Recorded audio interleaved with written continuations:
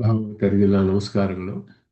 ಶ್ರೀನಿವಾಸೇತಿ ಶ್ರೇಷ್ಠದಯಾಪಾತ್ರಂ ಗುಣಾನ್ವಿತಃ ಕೌಶಿಕೋऽನन्तರಂಗಾರ್ಯಶ್ಚಿರಂ ವಿಜೇತಾಂ ಭುವಿ ನ್ಯಸ್ತಾತ್ಮೀಯಭರಂ ವರಪ್ರದಗುರೌ ವೈರಾಗ್ಯಭಾಗ್ಯೋ ರಥೋ ವೇದಾಂತಾವೃತಸಾರವಂತಮನಘಾತ್ ಶ್ರೀನಿವಾಸಾತ್ ಗುರೋಃ ಶ್ರೀಶೈಲಾನ್ವಯಕೌಸ್ತುಭಸ್ಥಿತನಯಂ ಶ್ರೇಯೋನಿಧೇ ಶ್ರೀನಿಧೇಃ ವಂದೇ ಸಾಧುಕಟಾಕ್ಷಕೇಣನಿಲಯಂ ಶ್ರೀಕೃಷ್ಣಸದ್ದೇಶಿಕಂ ಶ್ರೀವಾಸರಂಗಪರಕಾಲमुनित्रयाप्तलक्ष्मात्मरक्षणे तित्कैकागमान्तम् आचार्यभक्तिपरिपूतमनर्घशीलं गोपालदेशिकमुनिं गुरुमाश्रयामः।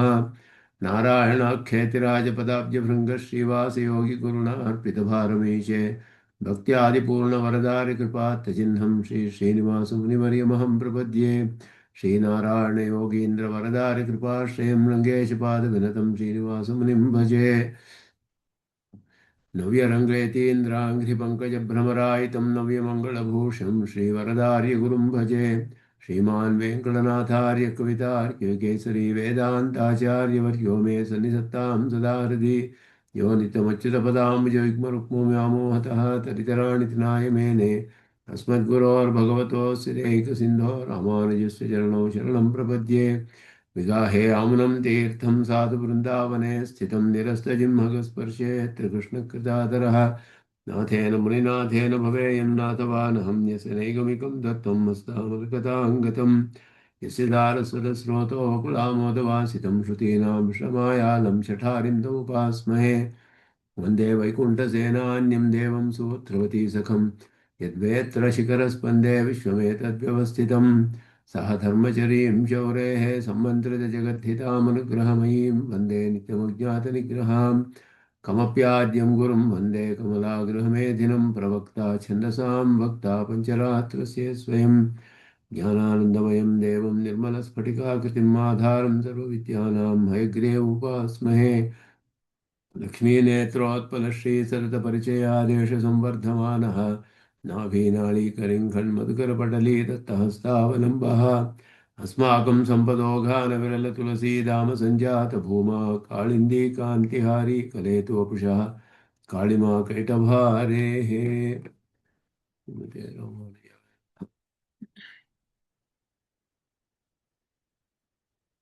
ಹೋದ ಅಲ್ಲಿ ಕನ್ನಡದ ವ್ಯಾಖ್ಯಾನದಲ್ಲಿ ಒಂದು ಶ್ಲೋಕವನ್ನು ನೋಡಿದ್ವಿ. ಈ ಶ್ಲೋಕ ಈಗ ಸಂಸ್ಕೃತ ವ್ಯಾಖ್ಯಾನದಲ್ಲಿ ಅದರ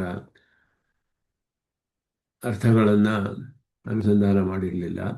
ಅದನ್ನು ಮಾಡಿಬಿಟ್ಟು ಮುಂದಿನ ಶ್ಲೋಕಕ್ಕೆ ಹಿಂದಿನ ಶ್ಲೋಕದಲ್ಲಿ ಹೇಳುವಾಗ ಕಿಂವಾಧೀಚ್ಛೆ ಗೃಹೀತೆ ವಿಷಯ ನಿಯತೆ ಯತ್ನಃ ಅತ್ರ ನೇಚ್ಛೇತ್ ನಿರ್ಹೇತು ತತ್ಪ್ರಮಾ ಇಷ್ಟಾ ಭವತು ವಿಷಯವಾನೇಶ ತದ್ವತ್ ಸ್ವತಃ ತೇ. ಇಲ್ಲಿ ಈಶ್ವರನ ನೀವು ಅನುಮಾನದಿಂದ ಸಾರಿಸಿದ್ರು ಕೂಡ ಸರ್ವಜ್ಞನಾದ ಈಶ್ವರನನ್ನು ಸಾರಿಸಕ್ಕಾಗೋದಿಲ್ಲ ಅನ್ನೋದು ಇನ್ನೊಂದು ವಿಷಯ. ಈ ಈಶ್ವರ ಪರಮಾತ್ಮನೇ, ಪರಬ್ರಹ್ಮ ಅನ್ನುವ ಈಶ್ವರನೇ ಪ್ರಧಾನವಾದ ಪ್ರಮೇಯ ಎಲ್ಲ ದರ್ಶನಗಳಲ್ಲಿ. ನಮ್ಮ ದರ್ಶನದಲ್ಲಿ ಯಾರ್ಯಾರು ಈಶ್ವರನ ಒಪ್ಕೊಳ್ತಾರೋ ಅವರಿಗೆ ಪ್ರಧಾನವಾದ ಪ್ರಮೇಯ ಈಶ್ವರನೇ. ಆ ಈಶ್ವರನ ಸ್ವಭಾವವನ್ನು, ಸ್ವರೂಪವನ್ನೆಲ್ಲ ನಿರೂಪಣೆ ಮಾಡೋಕ್ಕೆ ಜಗತ್ಕಾರಣತ್ವ ಬಹಳ ಪ್ರಧಾನವಾದದ್ದಾಗಿ ಲಕ್ಷಣವನ್ನು ಹೇಳಿದರು ಬಾದರಾಯಣರು. ಜಗತ್ಕಾರಣ ಆಗಬೇಕಾದರೆ ಅವನಿಗೆ ಅದಕ್ಕೆ ಅನುಗುಣವಾದ ಸರ್ವಜ್ಞತ್ವ, ಸರ್ವಶಕ್ತಿತ್ವ, ಸತ್ಯಸಂಕಲ್ಪತ್ವ ಇದೆಲ್ಲ ಇರಬೇಕು. ಇಂತಹ ಪರಮಾತ್ಮನನ್ನು ಸ್ಥಾಪನೆ ಮಾಡಬೇಕು ಅಂದರೆ ಶಾಸ್ತ್ರದಿಂದಲೇ ಸಾಧ್ಯ ಅಂತ ಬಾದರಾಯಣರು ಹೇಳಿದ್ರು. ಆದರೆ ಅದನ್ನು ಅನುಮಾನದಿಂದಲೇ ಸಾಧಿಸ್ತೀವಿ ಅಂತ ಹೇಳುವಂತಹ ನೈಯಾಯಿಕರ ವಾದವನ್ನು ಇಲ್ಲಿ, ಅದರಿಂದ ಈ ವಾದಗಳು ಬಹಳ ಪ್ರಧಾನವಾದದ್ದು. ಅನೇಕ ಶ್ಲೋಕಗಳಲ್ಲಿ ಅನುಮಾನದಿಂದ ಈಶ್ವರನನ್ನು ಸಾಧಿಸಕ್ಕೆ ಸಾಧ್ಯವಿಲ್ಲ ಅಂತ ಹೇಳೋದು, ಇಷ್ಟು ಶ್ಲೋಕಗಳಲ್ಲಿ ಇಷ್ಟು ವಿಸ್ತಾರವಾಗಿ ಇಷ್ಟು ವಾದಗಳನ್ನು, ತರ್ಕಗಳನ್ನೆಲ್ಲ ಮಾಡಿ ಯಾಕೆ ಸ್ಥಾಪನೆ ಮಾಡಬೇಕು ಅಂದರೆ ಶಾಸ್ತ್ರದಿಂದಲೇ ಈಶ್ವರನ ಸಿದ್ಧಿ, ಅನುಮಾನದಿಂದಲೇ ಅಂತ ಹೇಳಿದ್ರೆ ಶಾಸ್ತ್ರಕ್ಕೆ ಸ್ಥಾನವೇ ಇರೋದಿಲ್ಲ. ಆಗ ಅಪ್ರಧಾನವಾಗಿಬಿಟ್ರೆ ಎಲ್ಲವೂ ಅಲ್ಲೋಲ ಕಲ್ಲೋಲವಾಗುತ್ತೆ. ಆದ್ದರಿಂದ ಲೌಕಿಕವಾದ ರೀತಿಯಲ್ಲಿ ವ್ಯವಹಾರದಲ್ಲಿ ಕೆಲವು ವಿಷಯಗಳಲ್ಲಿ ನ್ಯಾಯದರ್ಶನಕ್ಕೆ ಒಂದು ಪ್ರಧಾನವಾದ ಸ್ಥಾನವಿದ್ರೂ ಕೂಡ ಪ್ರಧಾನವಾದ ಪ್ರಮೇಯವಾದ ಪರಬ್ರಹ್ಮನ ಸ್ವರೂಪ ಸ್ವಭಾವಗಳನ್ನು ಸ್ಥಾಪನೆ ಮಾಡುವುದರಲ್ಲಿ ನ್ಯಾಯ ದರ್ಶನಕ್ಕೆ ಪ್ರವೇಶವಿಲ್ಲ, ನೇರವಾಗಿ ಸ್ವತಂತ್ರ ಪ್ರಮಾಣವಾಗುವುದಿಲ್ಲ. ಶ್ರುತಿಗೆ ಅನುಗುಣವಾಗಿ ನ್ಯಾಯದರ್ಶನದ ಕೊಡುಗೆ ಬಹಳ ಪ್ರಧಾನವಾದದ್ದೇ ಆದರೂ ಸ್ವತಂತ್ರವಾದ ಪ್ರಮಾಣ ಆಗೋದಿಲ್ಲ, ಅದೇ ಅತೀಂದ್ರಿಯ ವಸ್ತುಗಳನ್ನು ಸಾಧನೆ ಮಾಡೋಕ್ಕೆ. ಆದ್ದರಿಂದಲೇ ಇಲ್ಲಿ ಇಷ್ಟು ಶ್ಲೋಕಗಳಿಂದ ಅನೇಕ ವಿಧವಾದ ವಾದಗಳನ್ನು, ಆಕ್ಷೇಪಗಳನ್ನೆಲ್ಲ ಸ್ವಾಮಿ ದೇಶಿಕನ್ ವಿಸ್ತಾರವಾಗಿ ಪರೀಕ್ಷೆ ಮಾಡಿ ಒಂದೊಂದನ್ನು ಕೂಡ ಅದರಲ್ಲಿ ಏನೇನು ದೋಷವಿದೆ, ಹೇಗೆ ಇದು ಅನುಮಾನದಿಂದ ಸಾಧ್ಯವಾಗೋದಿಲ್ಲ ಅನ್ನೋದನ್ನು ಇಲ್ಲಿ ವಿಚಾರ ಮಾಡ್ತಾ ಇದ್ದಾರೆ. ಆದ್ದರಿಂದ ಈ ಭಾಗವು ಕೂಡ ಬಹಳ ಪ್ರಧಾನವಾದದ್ದು ನಮ್ಮ ಸಿದ್ಧಾಂತಕ್ಕೆ. ಇಲ್ಲಿ ಈಶ್ವರನನ್ನು ಜಗತ್ಕರ್ತ ಆಗಿ ಕರ್ತ ಆಗಬೇಕಾದರೆ ಒಂದು ಕೆಲಸ ಮಾಡೋದಕ್ಕೆ ಜ್ಞಾನ, ಇಚ್ಛೆ, ಪ್ರಯತ್ನ ಮೂರು ಕೂಡ ಬೇಕು. ಜ್ಞಾನ, ಇಚ್ಛೆ ಇರಬೇಕು ಅಂತ ಹೇಳಿದ್ರೆ ಅದಕ್ಕೆ ಬೇಕಾದ ಇಂದ್ರಿಯಗಳಿರಬೇಕು, ಅದಕ್ಕೆ ಬೇಕಾದ ಶರೀರ ಇರಬೇಕು. ಆದ್ದರಿಂದ ಶರೀರ ಯಾವ ಕಾರಣದಿಂದ ಬರುತ್ತೆ? ಕರ್ಮವಶ್ಯನಾಗಿರಬೇಕು. ದೃಷ್ಟಾಂತವು ಕೂಡ ಘಟಾದಿ ದೃಷ್ಟಾಂತಗಳನ್ನು ಕೊಡ್ತಾರೆ. ಪೃಥ್ವಿ ಮೊದಲಾದನ್ನು ಸೃಷ್ಟಿ ಮಾಡುವವನು ಈಶ್ವರ ಅಂತ ಊಹೆ ಮಾಡಬೇಕಾದ್ರೆ ಅದಕ್ಕೆ ದೃಷ್ಟಾಂತ ಕೊಡುವಾಗ ಘಟವೇ ಮೊದಲಾದದ್ದು ದೃಷ್ಟಾಂತವನ್ನು ಕೊಟ್ಟರೆ ಅದಕ್ಕೆ ಅನುಗುಣವಾಗಿ ಕರ್ಮವಶ್ಯನಾದವನೇ ಬರ್ತಾನೆ, ಶರೀರೇಂದ್ರಿಯಗಳ ಸಹಿತವಾದವನು. ಅದಕ್ಕೆ ಅವರು ಹೇಳಿದ್ರು ಶರೀರ ಇಂದ್ರಿಯ ಎಲ್ಲ ಬೇಕಾಗಿಲ್ಲ, ಪ್ರಯತ್ನ ಒಂದು ಇದ್ದರೆ ಸಾಕು. ಪ್ರಯತ್ನ ಮಾಡಿದ್ರೆ ಕೆಲಸ ಮಾಡ್ಬೋದು. ಕೆಲಸಕ್ಕೆ ಪೂರ್ವಭಾವಿಯಾದದ್ದು ಯಾವುದು ಒಂದು ಕಾರ್ಯ ಮಾಡೋಕ್ಕೆ ಅಂದರೆ ಪ್ರಯತ್ನವೇ. ಅದಕ್ಕೆ ಮೊದಲು ನಮಗೆ ಇಚ್ಛೆ, ಜ್ಞಾನ ಎಲ್ಲ ಇರಬಹುದು, ಆದರೆ ಪ್ರಯತ್ನವೇ ಪ್ರಧಾನವಾದದ್ದು. ಆದ್ದರಿಂದ ಪ್ರಯತ್ನವನ್ನೇ ಇಟ್ಟುಕೊಂಡೇ ಮಾಡಬೇಕು ಅಂತ ಹೇಳಿದ್ರೆ ಪ್ರಯತ್ನಕ್ಕೆ ಒಂದು ವಿಷಯ ಬೇಕು, ಪ್ರಯತ್ನಕ್ಕೆ ಒಂದು ವಿಷಯವಿರಬೇಕು. ಆ ವಿಷಯ ಹೇಗೆ ಬರುತ್ತೆ ಪ್ರಯತ್ನಕ್ಕೆ ಅಂತ ಹೇಳಿದ್ರೆ ಜ್ಞಾನದಿಂದಲೇ ಬರಬೇಕು. ಆದ್ದರಿಂದ ಜ್ಞಾನ, ಇಚ್ಛೆ ಎರಡು ಕೂಡ ತಾನಾಗಿಯೇ ಸಿದ್ಧಿಸುತ್ತೆ ಅಂತ ನೈಯಾಯಿಕರು ವಾದ ಮಾಡ್ತಾರೆ. ಪ್ರಯತ್ನಕ್ಕೆ ಒಂದು ವಿಷಯ ಇರಬೇಕಲ್ಲ, ಯಾವುದೋ ಒಂದು ವಿಷಯ ಕುರಿತು ತಾನೇ ಪ್ರಯತ್ನ ಮಾಡ್ತೀವಿ ನಾವು ಕೆಲಸ ಮಾಡೋದು. ಆ ವಿಷಯವು ಹೇಗೆ ಬರುತ್ತೆ ಅಂತ ಹೇಳಿದ್ರೆ ಅದರ ವಿಷಯದಲ್ಲಿ ಜ್ಞಾನವಿದ್ದರೆ ತಾನೇ ಪ್ರಯತ್ನವು ಬರೋಕ್ಕೆ ಸಾಧ್ಯ. ಆದ್ದರಿಂದ ಪ್ರಯತ್ನವೇ ಜಗತ್ತಿಗೆ, ಕಾರಣಕ್ಕೆ, ಸೃಷ್ಟಿಗೆ ಸಾಕು. ಆದರೆ ಆ ಪ್ರಯತ್ನಕ್ಕೆ ವಿಷಯ ಇರಬೇಕಾದ್ರೆ ಅದರ ಹಿಂದೆ ಜ್ಞಾನ ಅನ್ನೋದು ಇರಬೇಕಾದ್ರಿಂದ ಜ್ಞಾನ, ಇಚ್ಛೆಯನ್ನು ಅವು ಒಪ್ಕೊಳ್ಬೇಕಾಗುತ್ತೆ. ಅಷ್ಟು ವಿಷಯವೇ ಹೊರತು ಶರೀರ ಒಪ್ಕೊಳ್ಬೇಕಾಗಿಲ್ಲ ಅನ್ನೋದು ಒಂದು ವಾದ. ಅದನ್ನು ಇಲ್ಲಿ ಹೇಳ್ತಾ ಇದ್ದಾರೆ. ಪ್ರಯತ್ನಂ ಪ್ರತಿಯತ ಜ್ಞಾನೇಚ್ಛೆಯೋ ನಿಯತತ್ವಂ ನ ತಥಾ ಶರೀರಾಂದ್ರಿಯಲಯೇ ಸ್ವಶರೀರ ಪ್ರೇರಣಾದ ವ್ಯಭಿಚಾರಾತ್.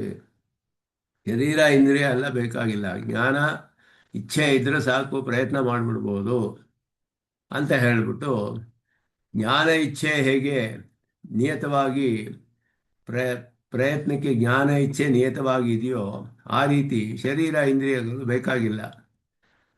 ನಾವು ಎಷ್ಟೋ ವಿಷಯಗಳನ್ನು ಜ್ಞಾನವೇ ಇಲ್ಲದೆ ಪ್ರಯತ್ನಗಳನ್ನು ಮಾಡ್ತಾ ಇರ್ತೀವಿ. ಹೇಗೆ ಅಂದರೆ ಸ್ವಹಸ್ತ ಚಾಲನೆ ಹಸ್ತಾಂತರ ಅಪೇಕ್ಷಾ ಕಿಂತು ಕೇವಲ ಪ್ರಯತ್ನೇನೈವ. ಶರೀರದ ಇನ್ನೊಂದು, ನಮ್ಮ ಒಂದು ಕೈಯಿನ ಚಲನೆಗೆ ಇನ್ನೊಂದು ಕೈಯಿನ ಅಪೇಕ್ಷೆ ಇಲ್ಲ. ಕೈ ಚಲನೆ ಮಾಡಬೇಕು ಅಂದರೆ ನಾವು ಪ್ರಯತ್ನ ಮಾಡಿದ್ರೆ ಮಾಡಿಬಿಡ್ಬಹುದು. ಅದಕ್ಕೆ ಒಂದೊಂದು ಪ್ರಯತ್ನಕ್ಕೂ ಶರೀರೇಂದ್ರಿಯಗಳದ ಅಪೇಕ್ಷೆ ಇದೆ ಅಂದರೆ ಇನ್ನೊಂದು ಆ ರೀತಿಯಾದ ಒಂದು ಕಾರಣ ಇರಬೇಕಾಗುತ್ತೆ. ಹಾಗಾದರೆ ನನ್ನ ಕೈಯನ್ನು ನಾವು ಚಲಿಸಬೇಕಾದರೆ ಅದಕ್ಕೆ ಇನ್ನೊಂದು ಕೈಯಿನ ಅಪೇಕ್ಷೆ ಇಲ್ಲವಲ್ಲ. ನಮಗೆ ಪ್ರಯತ್ನ ಪಟ್ಟರೆ ಚಲಿಸಿಬಿಡಬಹುದು ಅದನ್ನು. ಆ ಪ್ರಯತ್ನಕ್ಕೆ ಹಿಂದೆ ಅದಕ್ಕೊಂದು ಶರೀರ ಇಂದ್ರಿಯ ಇರಬೇಕು ಅಂತ ನೀವು ಹೇಗೆ ಸಾಧಿಸ್ತೀರಾ ಅಂತ ಪೂರ್ವ ಪಕ್ಷ. ಆದ್ದರಿಂದ ಜಾನಾತಿ ಇಚ್ಛತಿ ಪ್ರೇರಯತಿ ಅತಃ ಅನ್ವಯ ವ್ಯತಿರೇಕವಶಾತ್ ಜ್ಞಾನೇಚ್ಛೆಯೋರೇವ ಅಪೇಕ್ಷಾ. ಜ್ಞಾನ ಇಚ್ಛೆ ಇದ್ದರೆ ಸಾಕು, ನಾವು ಪ್ರಯತ್ನ ಪಟ್ಬಿಡ್ಬಹುದು. ಅದಕ್ಕೆ ಇನ್ನೊಂದು ಪದಾರ್ಥದ ಅಪೇಕ್ಷೆ ಇಲ್ಲ, ಶರೀರ ಮೊದಲಾದ ಪದಾರ್ಥಗಳ ಅಪೇಕ್ಷೆ ಇಲ್ಲ. ಹಾಗಿದ್ದರೆ ನಮ್ಮ ಕೈ ಚಲನೆ ಮಾಡೋದಕ್ಕೂ ಇನ್ನೊಂದು ಪದಾರ್ಥದ ಅಪೇಕ್ಷೆ ಇಟ್ಕೊಂಡು ಚಲನೆ ಮಾಡಬೇಕಾಗುತ್ತೆ. ಆ ರೀತಿ ಮಾಡಬೇಕಾಗಿಲ್ಲ, ಜ್ಞಾನ ಇಚ್ಛೆ ಇದ್ದರೆ ಸಾಕು ಅಂತ ಇಲ್ಲಿ ಆ ವಾದವನ್ನು ಪರೀಕ್ಷೆ ಮಾಡ್ತಾರೆ. ಕಿಂವಾ ಧೀಚ್ಛೆ, ಧೀ ಇಚ್ಛೆ, ಧೀ ಇಚ್ಛಾ ಚ ಧೀ ಇಚ್ಛೆ ಅಂತ ಹೇಳಿಬಿಟ್ಟು ದ್ವಂದ್ವ ಇದು ಧೀ ಮತ್ತು ಇಚ್ಛೆ ಎರಡು. ಅಂದರೆ ಧೀ ಅಂದರೆ ಜ್ಞಾನ, ಜ್ಞಾನ ಮತ್ತು ಇಚ್ಛೆ. ಕಿಮರ್ಥಂ ಗೃಹೀತೆ ಅಂಗೀಕೃತೆ, ಯಾಕೆ ನೀವು ಒಪ್ಕೊಳ್ತೀರಾ ಜ್ಞಾನ ಇಚ್ಛೆಯನ್ನ? ಈಶ್ವರೀಯ ಯತ್ನ ಖಲು ನಿತ್ಯ ನ ಕಾರಣಜನ್ಯ. ಈಶ್ವರನ ಪ್ರಯತ್ನವು ನಿತ್ಯವಾದದ್ದು. ನಿತ್ಯವಾದರೆ ಅದಕ್ಕೆ ಒಂದು ಕಾರಣ ಬೇಕಾಗಿಲ್ಲ. ನಿತ್ಯವಾದದ್ದಕ್ಕೆ ಕಾರಣವಿಲ್ಲ. ಯಾಕೆ ಅಂದರೆ ಅದು ಯಾವುದರ ಕಾರ್ಯವೂ ಆಗೋದಿಲ್ಲ, ನಿತ್ಯವಾಗಿರುತ್ತೆ. ಅದು ಉತ್ಪನ್ನವೇ ಎಲ್ಲೇ ಇರುವಂತಹದ್ದೇ ನಿತ್ಯ ಅಂತ ಹೇಳುವಂತಹದ್ದು. ಉತ್ಪನ್ನವಾಗ್ಬಿಟ್ರೆ ಅದಕ್ಕೊಂದು ಕಾರಣ ಇರಬೇಕು, ಕಾರಣದಿಂದ ಉತ್ಪನ್ನವಾಗಬೇಕು. ನಿತ್ಯವಾದ ಪದಾರ್ಥಕ್ಕೆ ಕಾರಣ ಇರೋದಿಲ್ಲ, ಕಾರಣದಿಂದ ಉಂಟಾಗುವಂಥದ್ದಲ್ಲ ಅದು. ಆದ್ದರಿಂದ ಜ್ಞಾನೇಚ್ಛೇನ ಕಾರಣಂ ಇತಿ ತೇವಾ ಕಿಮರ್ಥಂ ಅಂಗೀಕರೋಷಿ. ಜ್ಞಾನ ಇಚ್ಛೆ ಇರಬೇಕು, ಇಲ್ಲದೆ ಹೋದ್ರೆ ಪ್ರಯತ್ನ ಮಾಡೋಕ್ಕಾಗಲ್ಲ ಅಂತ ನೀವು ಹೇಳ್ತೀರಲ್ಲ. ನಿತ್ಯವಾದ ಪ್ರಯತ್ನಕ್ಕೆ ಜ್ಞಾನ ಇಚ್ಛೆಯ ಕಾರಣತ್ವ ಹೇಗೆ ಬರುತ್ತೆ? ಯಾಕೆ ಅಂದರೆ ನಿತ್ಯವಾದ ಉತ್ಪನ್ನವಾಗಕ್ಕೆ ಸಾಧ್ಯವಿಲ್ಲ, ಪ್ರಯತ್ನವು ನಿತ್ಯವಾಗಿರಬೇಕು.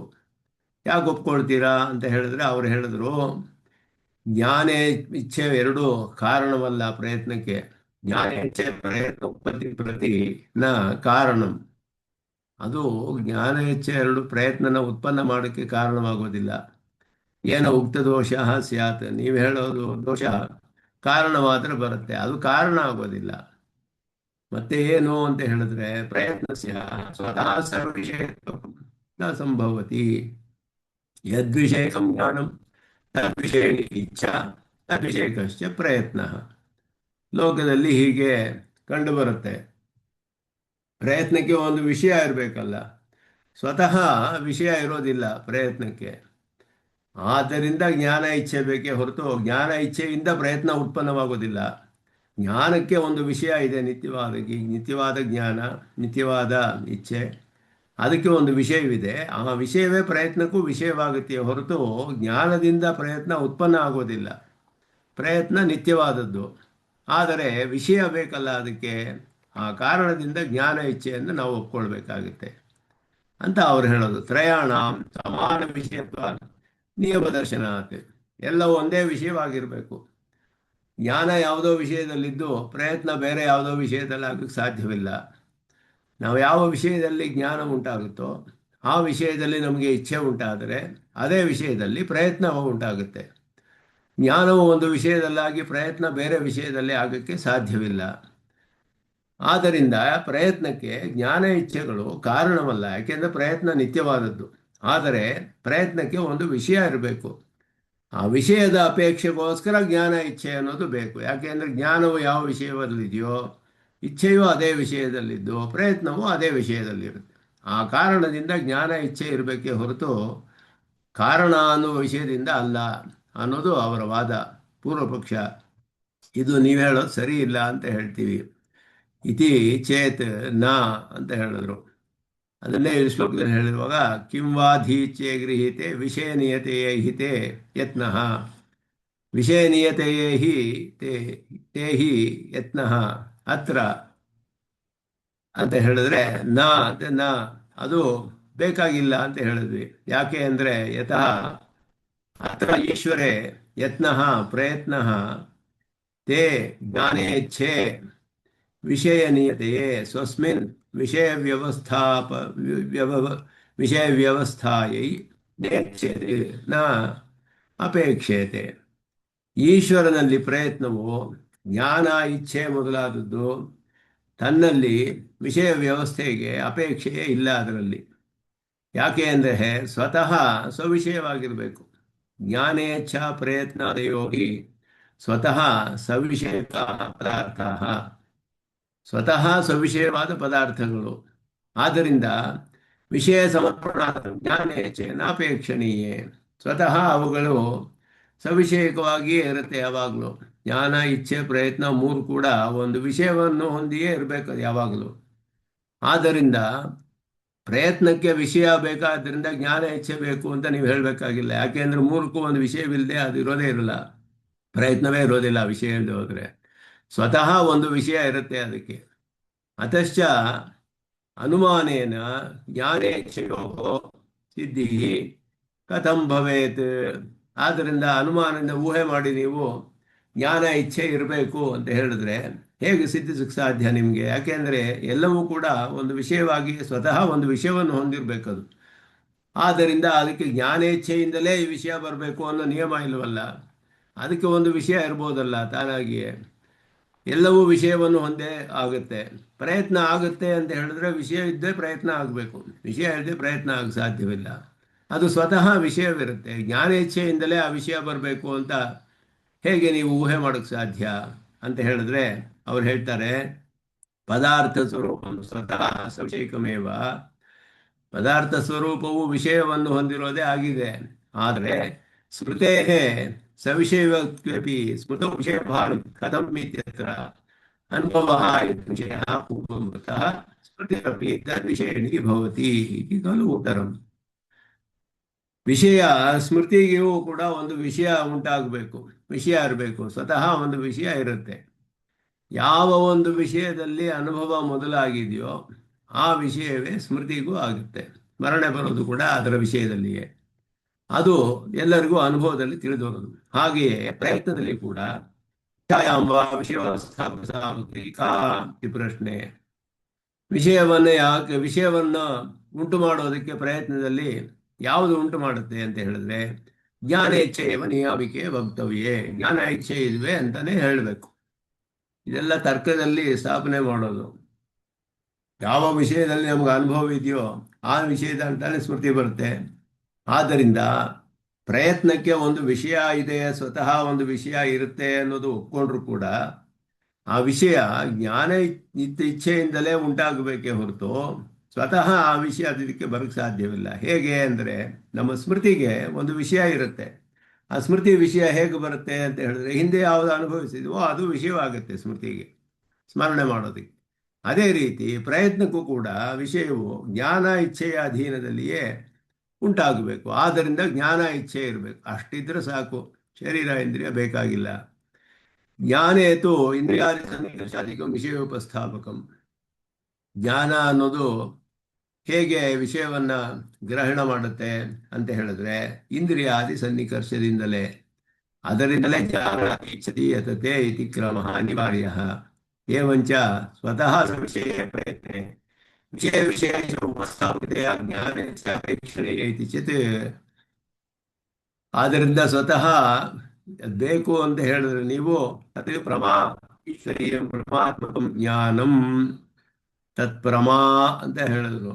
ಪ್ರಮಾ ಅಂತ ಹೇಳಿದ್ರೆ ಇದು ಶ್ಲೋಕದ 2ನೇ ಭಾಗ. ನಿರ್ಹೇತು ತತ್ಪ್ರಮಾ ಇಷ್ಟಾಭವತು ವಿಷಯವಾನೇಶ ತದ್ವತ್ ಸ್ವತಃ ತೇ ಅನ್ನೋದು. ಅದರಲ್ಲಿ ಹೇಳುವಾಗ ಪ್ರಮಾ ಅಂತ ಹೇಳೋದು ಪರಮಾತ್ಮಕವಾದ ಜ್ಞಾನ ಅಂದರೆ ಸರಿಯಾದ ಜ್ಞಾನ ಅಂತ ಅರ್ಥ. ಈಶ್ವರನ ವಿಷಯದಲ್ಲಿ ಉಂಟಾಗುವ ಪರಮಾತ್ಮಕವಾದ ಜ್ಞಾನವು ನಿರ್ಹೇತವು ಹೇತುವಾದೀನ ನ ನಿತ್ಯವಾಗಿದೆ. ಜ್ಞಾನವು ಸಮ್ಮತ, ಅದು ಅವರು ಒಪ್ಕೊಳ್ತಾರೆ. ತಥೈವ ಯಶ ಯತ್ನ ವಿಷಯವಾನ್ ಸ್ವತಃ ಭವತು. ಅವರು ಈಶ್ವರನ ಜ್ಞಾನವು ನಿತ್ಯ ಅಂತ ಒಪ್ಕೊಂಡ್ರು. ಈಶ್ವರನ ಜ್ಞಾನ ಹೇಗೆ ನಿತ್ಯ ಅಂತ ಒಪ್ಕೊಳ್ತಿರೋ ನೀವು, ಅದೇ ರೀತಿ ಪ್ರಯತ್ನಕ್ಕೂ ವಿಷಯವು ನಿತ್ಯವಾಗಿರಲಿ, ಸವಿಷಯಕವಾಗಿ ನಿತ್ಯವಾಗಿ ಯಾಕೆ ಒಪ್ಕೊಳ್ಬಾರ್ದು ನೀವು ಅಂತ ನಾವು ಪ್ರತಿತರ್ಕ ಮಾಡಿದ್ರೆ ಅದಕ್ಕೆ ಉತ್ತರ ಕೊಡೋಕ್ಕಾಗ್ತಿಲ್ಲ. ಪರಮಾತ್ಮನಃ ಜ್ಞಾನಂ ಹಿ ಇಂದ್ರಿಯಜನ್ಯಂ. ಇಂದ್ರಿಯದಿಂದ ಉಂಟಾಗುವ ಜ್ಞಾನವಲ್ಲ ಪರಮಾತ್ಮನದು. ಈಶ್ವರನಿಗೆ ಶರೀರ ಒಪ್ಕೊಳ್ಳೋದಿಲ್ಲ ಅವರು. ಬದ್ಧಾನಾಂ ಜೀವಾನಾಮೇವ ಧರ್ಮಭೂತ ಜ್ಞಾನ ಪ್ರಸಾರಣಂ ಇಂದ್ರಿಯ ದ್ವಾರಕಂ. ನಮ್ಮ ಧರ್ಮಭೂತ ಜ್ಞಾನದ ಪ್ರಸರಣೆಯು ಇಂದ್ರಿಯಗಳ ಮೂಲಕ ಆಗುತ್ತೆ ಬದ್ಧ ಜೀವರಿಗೆ. ಆದ್ದರಿಂದ ತಸ್ಯ ವಿಷಯ ನೇತ್ರಿಯ ಹಿ ಕ್ರಿಯತೆ ಸ್ವತಃ ತದೀಯಂ ಜ್ಞಾನಂ ವಿಷಯ ಸಂಬಂಧ ಭವತಿ ಇತ್ಯಾಗಿ ಕ್ರಿಯತೆ. ಅವರು ಒಪ್ಕೊಳ್ತಾರೆ. ಏನು ಅಂತ ಹೇಳಿದ್ರೆ ಬದ್ಧರಿಗೆ ಮಾತ್ರವೇ ಧರ್ಮಭೂತ ಜ್ಞಾನದ ಮೂಲಕವೇ ಇಂದ್ರಿಯಗಳ ಮೂಲಕ ಧರ್ಮಭೂತ ಜ್ಞಾನ ಹೋಗಿ ವಿಷಯಗಳನ್ನು ಗ್ರಹಣ ಮಾಡುತ್ತೆ. ಆದ್ದರಿಂದ ಇಂದ್ರಿಯಗಳ ಅಪೇಕ್ಷೆ ಇದೆ. ಈಶ್ವರನಿಗೆ ಹಾಗಲ್ಲ. ನಿತ್ಯವಾದ ಜ್ಞಾನ ಅವನಿಗೆ ಇಂದ್ರಿಯಗಳಿಂದ ಮಾಡಬೇಕಾಗಿಲ್ಲ. ಸ್ವತಃ ಅವನಿಗೆ ಅವನೋಡ ಜ್ಞಾನವೇ ವಿಷಯ ಸಂಬಂಧವನ್ನು ಉಂಟು ಮಾಡುತ್ತೆ. ಏವಮೇವ ಪ್ರಯತ್ನಸ್ಯ ವಿಷಯ ಸಂಬಂಧ ಸ್ವಯಂ ಭವತು. ಕಿಮರ್ಥ ಜ್ಞಾನ ಇಚ್ಛಾಪೇಕ್ಷಾ ಅಂತ ನಾವು ಹೇಳೋದು. ಜ್ಞಾನ ಇಚ್ಛೆ ಯಾಕೆ ಬೇಕಾ ಹಂಗಾದ್ರೆ ಅವಾಗ? ಜ್ಞಾನವು ಹೇಗೆ ಸ್ವತಃ ಇಂದ್ರಿಯಗಳ ಅಪೇಕ್ಷೆ ಇಲ್ಲದೆ ವಿಷಯ ಗ್ರಹಣ ಮಾಡುತ್ತೋ, ಪ್ರಯತ್ನವು ಹಾಗೆಯೇ ಜ್ಞಾನ ಇಚ್ಛೆಯ ಅವಶ್ಯಕತೆ ಇಲ್ಲದೆ ವಿಷಯವನ್ನು ಹೊಂದಿರಲಿ ಅಂತ ನಾವು ಪ್ರತಿವಾದ ಮಾಡಿದ್ರೆ ಏನು ಉತ್ತರ ಕೊಡ್ತೀರಾ ಅದಕ್ಕೆ ಅಂತ ಹೇಳಿದ್ರೆ, ಇದೆಲ್ಲ ಪ್ರತಿತರ್ಕಗಳು. ಯತ್ನೇ ಸ್ವಭಾವಾತ್ ಇತರಾಪೇಕ್ಷಮಂತರೇಣ ಸ್ವತಃ ವಿಷಯವತಿ ಪ್ರೋಕ್ತೆ ಸಂಶಯಃ ಭವತಿ ಇತಿ ಕಥನೆ ಸಹ ಪ್ರಯತ್ನ ಜ್ಞಾನಂ ಸ್ಯಾತ್. ಅವ್ರು ಹೇಳ್ತಾರೆ, ಹಾಗೆ ಹೇಳಕ್ಕಾಗೋದಿಲ್ಲ ನೀವು. ಜ್ಞಾನವು ಇಂದ್ರಿಯ ಅಪೇಕ್ಷೆ ಇಲ್ಲದೆ ಈಶ್ವರನಿಗೆ ಜ್ಞಾನ ಉಂಟಾಗುತ್ತೆ ಒಂದು ವಿಷಯದಲ್ಲಿ ಅಂತ ಹೇಳಿದ್ರು. ಆದ್ದರಿಂದ ಆ ವಿಷಯವೇ ಸ್ಮೃತಿಯಲ್ಲಿ ಇಚ್ಛೆಯಲ್ಲಿಯೂ ಸಮರ್ಪಿತವಾಗಿ ಆ ಇಚ್ಛೆಯು ಪ್ರಯತ್ನದಲ್ಲಿ ಬರುತ್ತೆ. ಆದ್ದರಿಂದ ಪ್ರಯತ್ನಕ್ಕೆ ಒಂದು ವಿಷಯ ಉಂಟಾಗುತ್ತೆ.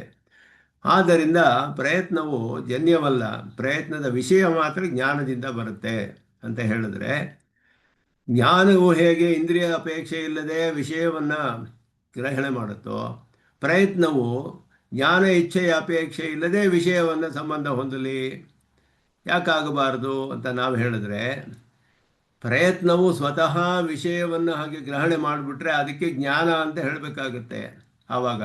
ಆದ್ದರಿಂದ ಹಾಗೆ ಹೇಳೋಕ್ಕಾಗೋಲ್ಲ ಅಂತ ಉತ್ತರ ಕೊಡ್ತಾರೆ ಅವರು. ಅದಕ್ಕೆ ಅದನ್ನು ವಿವರಿಸ್ತಾರಲ್ಲಿ. ಯಾಕೆ ಅಂದರೆ ಪ್ರಯತ್ನಕ್ಕೆ ಜ್ಞಾನ ಇಚ್ಛೆ ಇಲ್ಲದೆಯೇ ವಿಷಯ ಉಂಟಾಗಬೇಕಾದ್ರೆ ಪ್ರಯತ್ನವು ಜ್ಞಾನವಾಗಬೇಕು ಅವಾಗ. ಯಾಕೆ ಅಂದರೆ ವಿಷಯ ಉಂಟಾಗೋದು ಜ್ಞಾನದಿಂದ ತಾನೇ, ಪ್ರಯತ್ನಕ್ಕೆ ಸ್ವತಃ ಬರೋಕ್ಕೆ ಸಾಧ್ಯವಿಲ್ಲ. ಸುಖ ದುಃಖ ಇಚ್ಛಾ ದ್ವೇಷ ಪ್ರಯತ್ನ ಖಲು ಜ್ಞಾನ ಅನಂತರ ಭಾವಿನಃ. ಜ್ಞಾನ ಆದಮೇಲೆ ತಾನೇ ಇದೆಲ್ಲ ಉಂಟಾಗೋದು, ಸುಖ ದುಃಖ ಎಲ್ಲ. ಅದುವೇ ಜ್ಞಾನ ಆಗೋದಿಲ್ವಲ್ಲ. ಅನುಕೂಲ ಪ್ರಕಾರ ಜ್ಞಾನಾಧೀನಂ ಸುಖ. ಯಾವುದು ಅನುಕೂಲವಾಗಿದೆ ಅನಿಸುತ್ತೋ ಅಂತಹ ಜ್ಞಾನ ನಮಗೆ ಅನುಕೂಲವಾಗಿದೆ ಅನ್ನುವ ಜ್ಞಾನ ಉಂಟಾದರೆ ಸುಖ ಅಂತ ಅನುಭವಿಸ್ತೀವಿ. ಪ್ರತಿಕೂಲ ಅಥವಾ ಪ್ರಕಾಶಕ ಜ್ಞಾನಾಧೀನಂ ದುಃಖಂ. ಪ್ರತಿಕೂಲ ಅಂತ ಯಾವುದು ನಮಗೆ ತಿಳಿಸುತ್ತೋ ಅದು ದುಃಖ ಅಂತ ಅನಿಸುತ್ತೆ. ಪ್ರತಿಕೂಲವಾದದ್ದು ಇದು ಅನ್ನುವ ಜ್ಞಾನ ಉಂಟಾದರೆ ಅದು ದುಃಖ ಅನಿಸುತ್ತೆ ನಮಗೆ. ಸುಖೇ ಇಚ್ಛಾ ದುಃಖೇ ದ್ವೇಷ. ಇಚ್ಛಾ ದ್ವೇಷಗಳೆಲ್ಲ ಅದರಿಂದ ಬರುತ್ತೆ. ಜ್ಞಾನೇ ಪ್ರಯತ್ನ ಪ್ರವೃತ್ತಿ ರೂಪ. ಅದು ಸ್ವೀಕಾರ ಮಾಡೋದು ಅಥವಾ ಹೇಯ ತ್ಯಾಗ ಮಾಡೋದು, ಅದರಲ್ಲಿ ಪ್ರಯತ್ನವು ಅದುವೇ ಪ್ರವೃತ್ತಿ ಅಂತ ಹೇಳಲ್ಪಡೋದು. ಹೇಯತ್ವ ಜ್ಞಾನೇ ನಿವೃತ್ತಿ ರೂಪ. ಪ್ರವೃತ್ತಿ ನಿವೃತ್ತಿಗಳು ಇದು ಉಂಟಾಗುತ್ತೆ. ಸುಖ ಆದರೆ ಪ್ರವೃತ್ತಿ ಮಾಡ್ತೀವಿ, ದುಃಖವಾದರೆ ನಿವೃತ್ತಿ ಮಾಡ್ತೀವಿ. ಅದುವೇ ಪ್ರಯತ್ನ ಅಂತ ಹೇಳೋದು. ಆಹತ್ಯ ಸರ್ವ ಜ್ಞಾನಾಧೀನಂ ನತು ಸ್ವತಂತ್ರಂ. ಇದೆಲ್ಲ ಜ್ಞಾನಕ್ಕೆ ಅಧೀನವಾದದ್ದು. ಸ್ವತಃ ಸವಿಷಯಕಂತೂ ಜ್ಞಾನಮೇವ. ಆದ್ದರಿಂದ ಒಂದು ವಿಷಯವನ್ನು ಹೊಂದಿರುವಂತಹದ್ದು ಜ್ಞಾನ ಮಾತ್ರವೇ ಸವಿಷೇಕ. ಅತಶ್ಚ ಪ್ರಯತ್ನ ಸ್ವತಃ ಸವಿಷಯ ಜ್ಞಾನಪಾತು ಭವೇತ್. ಆದ್ದರಿಂದ ನಾವು ಹಾಗೆ ಹೇಳಕ್ಕಾಗೋದಿಲ್ಲ ಅಂತ ಹೇಳಿದ್ರೆ ಅದಕ್ಕೆ ನಾವು ಕೊಡೋ ಉತ್ತರ ಏನು ಅಂದರೆ, ಸ್ವತಃ ಸವಿಷಯ ಜ್ಞಾನಮೇವ ಲೋಕೆ ಅನುಭವ ಸಿದ್ಧಂ. ಅದಕ್ಕೊಂದು ದೃಷ್ಟಾಂತ ಕೊಡಬೇಕು ನೀವು. ಅನುಮಾನಕ್ಕೆ ಸಪಕ್ಷ ಇಲ್ಲದೆ ಹೋದರೆ ಅನುಮಾನ ಸಾಧಿಸೋಕ್ಕಾಗೋದಿಲ್ಲ. ಅನುಮಾನಕ್ಕೆ ದೃಷ್ಟಾಂತ ಎಲ್ಲಿ ಕೊಡ್ತೀರಾ ನೀವು?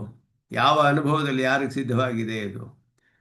ಪ್ರಯತ್ನವು ಜ್ಞಾನವೇ ಇಲ್ಲದೆ ಪ್ರಯತ್ನವು ಉಂಟಾಗುತ್ತೆ ಅಂತ ಹೇಳಿದ್ರೆ, ವಿಷಯವು ತಾನಾಗಿಯೇ ಪ್ರಯತ್ನಕ್ಕೆ ವಿಷಯ ಉಂಟಾಗುತ್ತೆ. ವಿಷಯಕ್ಕೆ ಪ್ರಯತ್ನ ಜ್ಞಾನ ಇಚ್ಛೆ ಅಧೀನ ಇದೆ ಅಂತ ಹೇಳಿದ್ರು. ಜ್ಞಾನ ಇಚ್ಛೆ ಇದೆ ಅಧೀನ ಅಂತ ಹೇಳಿದ್ರೆ ಅದು ಜ್ಞಾನ ಹೇಗೆ ವಿಷಯವನ್ನು ನಿತ್ಯವಾಗಿ ಹೊಂದಿದೆಯೋ, ಇಂದ್ರಿಯಗಳ ಅಪೇಕ್ಷೆ ಇಲ್ಲದೆ ಜ್ಞಾನಕ್ಕೆ ವಿಷಯ ಹೇಗೆ ಉಂಟಾಗುತ್ತೋ, ಜ್ಞಾನ ಇಚ್ಛೆ ಅಪೇಕ್ಷೆ ಇಲ್ಲದೆ ಪ್ರಯತ್ನಕ್ಕೂ ವಿಷಯ ಉಂಟಾಗಲಿ ಅಂತ ಹೇಳಿದ್ರೆ ಪ್ರಯತ್ನ ಆವಾಗ ಜ್ಞಾನ ಆಗಿಬಿಡುತ್ತೆ ಅಂತ ಹೇಳಿದ್ರು. ಜ್ಞಾನವಾಗ್ಬಿಡುತ್ತೆ ಪ್ರಯತ್ನ ಅಂತ. ಹಾಗಾದರೆ ಸ್ವತಃ ಸವಿಕ್ಯವಾದದ್ದು ಜ್ಞಾನವೇ, ಪ್ರಯತ್ನವು ಹಾಗಾಗಕ್ಕೆ ಸಾಧ್ಯವಿಲ್ಲ ಅಂತ ಹೇಳಿದ್ರೆ, ಈ ರೀತಿ ಸ್ವವಿಷಯಕವಾದ ಜ್ಞಾನಮೇವ ಕುತ್ರ ಅನುಭವ ಸಿದ್ಧಂ. ಇಂತಹದ್ದು ನಿಮಗೆ ಎಲ್ಲಿ ಸಿದ್ಧವಾಗುತ್ತೆ ಲೋಕದಲ್ಲಿ? ಇಂತಹ ಪ್ರಯತ್ನ ಜ್ಞಾನ ಇಚ್ಛೆ ವಿಷಯವು ಸವಿಷಯಕವಾದ ಪ್ರಯತ್ನವು ಲೋಕದಲ್ಲಿ ಎಲ್ಲಿ ಅನುಭವ ಸಿದ್ಧವಾಗುತ್ತೆ? ನಿಮಗೆ ಸಿದ್ಧವಾಗೋದಿಲ್ಲ ಅಂತ ಹೇಳಿ. ಇಲ್ಲಿ ಏನು ಹಾರ್ದ ಪ್ರಶ್ನ ಕಿಂ ಅಯಂ ಕಹ ಸಂಶಯ ಅಂತ ಹೇಳುವಾಗ ಇದನ್ನ ಸ್ವಲ್ಪ ವಿವರಿಸ್ತಾರೆ ಇಲ್ಲಿ. ಜ್ಞಾನ ಇಚ್ಛೆ ಪ್ರಯತ್ನಗಳ ವಿಷಯದಲ್ಲಿ ಅವರು ಒಪ್ಕೊಂಡಿರೋ ವಿಷಯದಲ್ಲಿ ಜೀವಾತ್ಮನಿಗೆ ಜ್ಞಾನ ಅನಿತ್ಯ, ಆದರೆ ಜೀವಾತ್ಮನ ದೃಷ್ಟಾಂತ ಕೊಟ್ಟು ಈಶ್ವರನನ್ನು ಸಾಧಿಸಿ ಅನುಮಾನದಿಂದ ಈಶ್ವರನಿಗೆ ನಿತ್ಯವಾದ ಜ್ಞಾನವನ್ನು ಒಪ್ಕೊಳ್ತಾರೆ.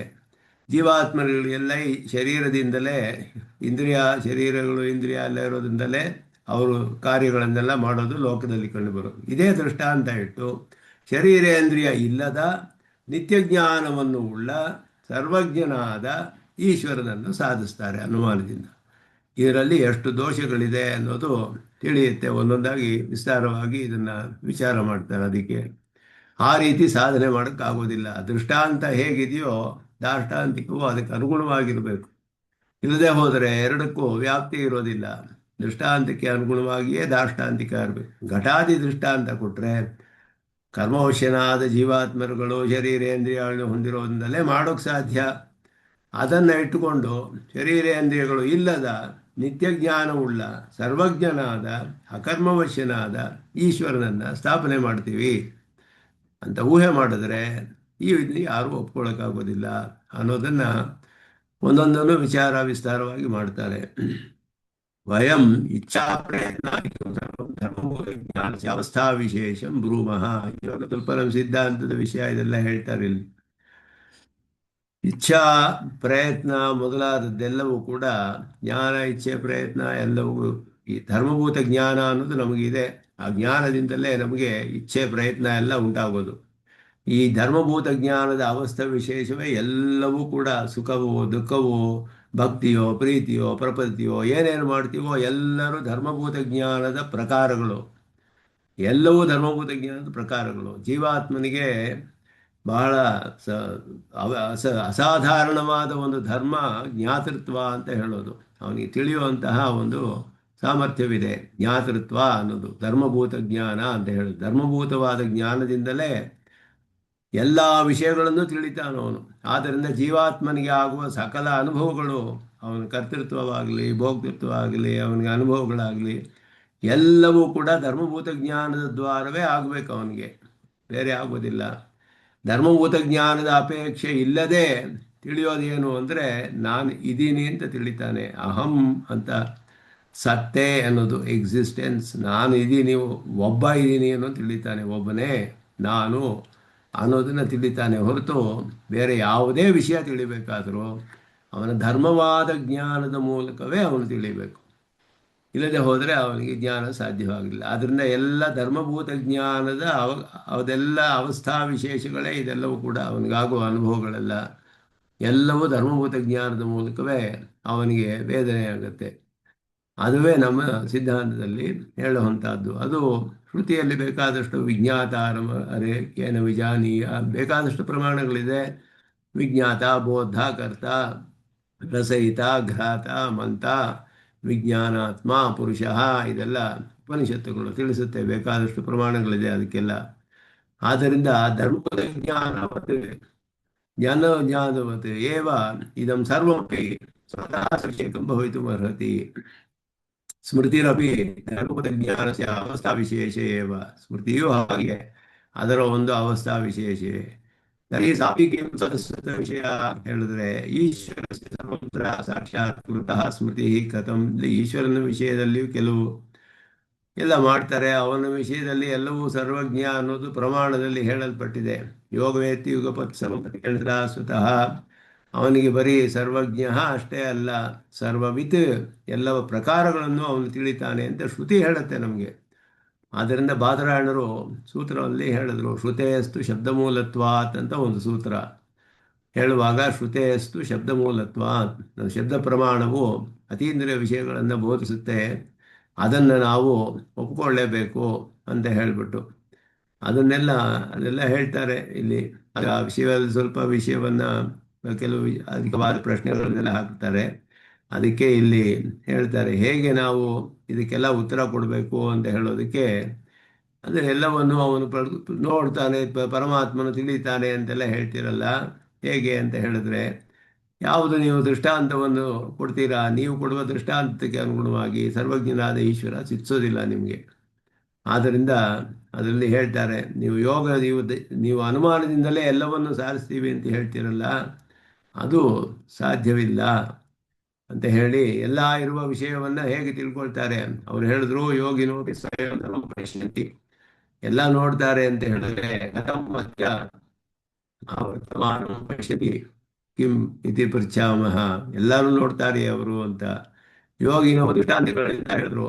ದೃಷ್ಟಾಂತ ಜ್ಞಾನಮೇವ ಯಸ್ಯ ನಾಸ್ತಿ ಸಾ ಕಥಂ ಬೋಧನೀಯ. ದೃಷ್ಟಾಂತ ಜ್ಞಾನವೇ ಇಲ್ಲ, ಈಶ್ವರನನ್ನು ಸಾಧಿಸಬೇಕಾದ್ರೆ ದೃಷ್ಟಾಂತ ಹೇಗೆ ಕೊಡ್ತೀರಾ ನೀವು? ಅದಕ್ಕೆ ಸಮನಾದ ಒಂದು ದೃಷ್ಟಾಂತ ಇರಬೇಕು. ಅದರಿಂದ ಅಸ್ಮಾಕಂ ಅಪರಿಚಿತೋರ್ಥಃ ಕಥಂ ಭವತಃ ದೃಷ್ಟಾಂತಿ ಕ್ರಿಯತೆ. ಎಲ್ಲ ಪರಿಚಿತವಾದ ಅರ್ಥವನ್ನ ಎಲ್ಲರೂ ಒಪ್ಕೊಳ್ಬೇಕು. ಎರಡೂ ಉಭಯವಾದಿಗಳು ದೃಷ್ಟಾಂತ ಉಭಯ ಸಂಬಂಧತ್ವ ಅವಶ್ಯಕಂ. ವಾದಿ ಪ್ರತಿವಾದಿ ಇಬ್ರು ಒಪ್ಕೊಳ್ಳುವಂಥ ವಿಷಯವೇ ದೃಷ್ಟಾಂತವಾಗಿರಬೇಕು. ಅದು ಇಲ್ಲದೆ ಎಲ್ಲಿಯೂ ಅನುಮಾನ ನಡೆಯೋದಿಲ್ಲ. ಆದ್ದರಿಂದ ಏತಾವದಪಿ ಜ್ಞಾತಂ ಆಯುಷ್ಮದ ಎಲ್ಲ ಪ್ರಶ್ನೆ ಮಾಡ್ತಾರೆ. ದೃಷ್ಟಾಂತವನ್ನು ಹೇಗೆ ಕೊಡ್ತೀರಾ ಅಂತ ಹೇಳ್ತೀರಾ. ಆದ್ದರಿಂದ ವ್ಯವಹಾರೇಣ ಬಹಳ ಕಷ್ಟ ಈ ಥರ ಮಾಡೋದು. ವೇದಾಂತ ಅತೀಂದ್ರಿಯ ವಿಷಯಗಳನ್ನು ಅನುಮಾನದೊಡನೆ ನಾವು ತರ್ಕ ಅಥವಾ ಪ್ರತಿತರ್ಕಗಳನ್ನು ಮಾಡೋದು ಬಹಳ ಕಷ್ಟ ಅಂತ ಹೇಳಿಬಿಟ್ಟು ಸೂತ್ರ ಹೇಳಿದ್ರು. ಲೌಕಿಕ ಪರೀಕ್ಷಕಾಣಂ ಯಸ್ಮಿನ್ ಬುದ್ಧಿ ಸಾಮ್ಯಂ ಸಾ ದೃಷ್ಟಾಂತಃ ಅಂತ ಹೇಳಿ ಎಲ್ಲರಿಗೂ ಸಾಮ್ಯವಿರಬೇಕು, ಎಲ್ಲರಿಗೂ. ಆದ್ದರಿಂದಲೇ ಇಬ್ಬರಿಗೂ ಕೂಡ ಅಜ್ಞಾತೆ ತತ್ವೇ ದೃಷ್ಟಾಂತ ಪ್ರದರ್ಶನಂ ಅನಿವಾರ್ಯಂ. ಅತೇವ ನ್ಯಾಯಶಾಸ್ತ್ರ ಲೋಕಾಯತಂ ಇತ್ಯುಕ್ತಂ ಪ್ರಾಚೀನೈ. ಇದಕ್ಕೂ ಕೂಡ ಲೋಕಾಯತ ಅನ್ನುವ ಹೆಸರಿತ್ತು. ಅದರಿಂದ ಅತೇವ ಚ ಲೌಕಿಕ ದೃಷ್ಟಾಂತವನ್ನೇ ಕೊಡ್ತಾರೆ.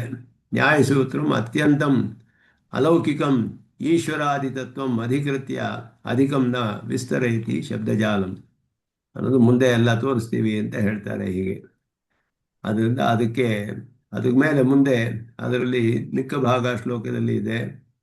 ಲೋಕೆ ಪ್ರಯತ್ನಸ್ಯ ಸ್ವತಃ ಸವಿಷೇಕತ್ವಂ ನ ಕುತ್ರಾಪಿ ದೃಷ್ಟಚರಂ. ಲೋಕದಲ್ಲಿ ಎಲ್ಲೂ ಕಂಡುಬರೋದಿಲ್ಲ, ನೀವು ದೃಷ್ಟಾಂತ ಕೊಡೋಕ್ಕಾಗುವುದಿಲ್ಲ. ಪ್ರಯತ್ನವು ವಿಷಯವನ್ನು ಹೊಂದಿರೋದೇ ಆಗಿರುತ್ತೆ. ಸ್ವವಿಷಯಕ, ಸ್ವತಃ ಸ್ವವಿಷಯಕ, ಸ್ವತಃ ಅದಕ್ಕೆ ಒಂದು ವಿಷಯ ಇದ್ದೇ ಇರುತ್ತೆ. ಆದ್ದರಿಂದ ಜ್ಞಾನ ಇಚ್ಛೆಯಿಂದ ಉಂಟಾಗೋದಿಲ್ಲ ಪ್ರಯತ್ನ, ಆದರೆ ವಿಷಯದ ಅಪೇಕ್ಷೆ ಇರುತ್ತೆ, ಅದಕ್ಕೊಂದು ವಿಷಯ ಇದ್ದೇ ಇರುತ್ತೆ ಅಂತ ಹೇಳ್ತಾರೆ. ಅದಕ್ಕೆ ಹಾಗೆಯೇ ಅಥವಾ ಯದ್ವಾ ನಿತ್ಯಂ ಹಿ ತಂ ಪ್ರಯತ್ನಂ ದೀಹಿ ಜ್ಞಾನಂ ತೋ ನ ಜನಯತಿ ನ ಉತ್ಪಾದಂ ನಿತ್ಯತ್ವಾದೇವ. ಪ್ರಯತ್ನವು ನಿತ್ಯವಾದ್ದರಿಂದ ಅದನ್ನು ಜ್ಞಾನವು ಉಂಟಾಗಕ್ಕೆ ಸಾಧ್ಯವಿಲ್ಲ. ಸಾಧೀಹಿ ತವ ಕಥಂ ತನ್ನಿಯಂತ್ರಿ ವಿಷಯಂ ವ್ಯವಸ್ಥಾಪಯಿತ್ರಿ ಭವತಿ. ಹೇಗೆ ಜ್ಞಾನಕ್ಕೂ ಇದಕ್ಕೂ ಕಾರಣ ಸಂಬಂಧವಿಲ್ಲವೋ, ಉತ್ಪನ್ನ ಮಾಡೋದಿಲ್ವೋ, ವಿಷಯವನ್ನು ಮಾತ್ರ ಹೇಗೆ ಉಂಟು ಮಾಡುತ್ತೆ? ಅದಕ್ಕೆ ಸ್ವತಃ ನಿತ್ಯವಾಗಿರೋ ಪದಾರ್ಥ, ಅದು ನಿತ್ಯವಾಗಿರೋ ಜ್ಞಾನವೂ ನಿತ್ಯ, ಪ್ರಯತ್ನವೂ ನಿತ್ಯ, ಅದಕ್ಕೆ ವಿಷಯವೂ ಇದ್ದೇ ಇರಬೇಕು, ಇದಕ್ಕೂ ವಿಷಯ ಇರಬೇಕು. ಇದರ ವಿಷಯ ಅದರಲ್ಲಿ ಹೇಗೆ ಬರುತ್ತೆ ಅನ್ನೋದು ಪ್ರಶ್ನೆ ಇಲ್ಲಿ. ಜೀವಾನಾಂ ಜ್ಞಾನಾಧಿಕಂ ತು ಆಗಮಾಪಾಯಿ, ಬರುತ್ತೆ ಹೋಗುತ್ತೆ. ಜೀವಾತ್ಮರುಗಳಿಗೆ ಆಗಮಾಪಾಯಿ ಅಂದರೆ ಬರುತ್ತೆ ಹೋಗುತ್ತೆ.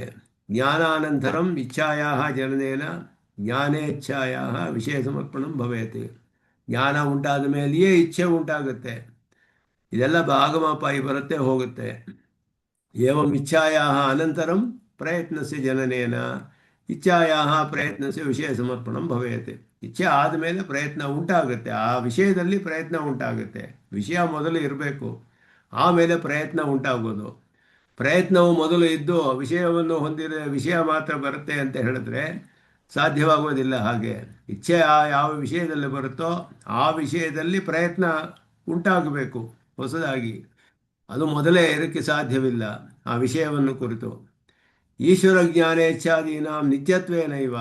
ಅವನ ಜ್ಞಾನ ಇಚ್ಛೆ ಎಲ್ಲ ನಿತ್ಯವಾಗಿದೆ ಅಂತ ಒಪ್ಕೊಂಡಿರೋದ್ರಿಂದ ವ್ಯವಸ್ಥಾಪನ ಅಸಂಭವಾತ್ ಅನುಮಾನೇನ ಪ್ರಯತ್ನ ಸಿದ್ಧವಪಿ ಯಸ್ಯ ನಿತ್ಯತ್ವೇನ ಕಾರಣಾಪೇಕ್ಷೆಯ ಅಭಾವೇನ ತದ್ಧೇರ್ತಯ ಕಥಂ ಜ್ಞಾನೇಚ್ಛೆ ಭವೇತಾಂ.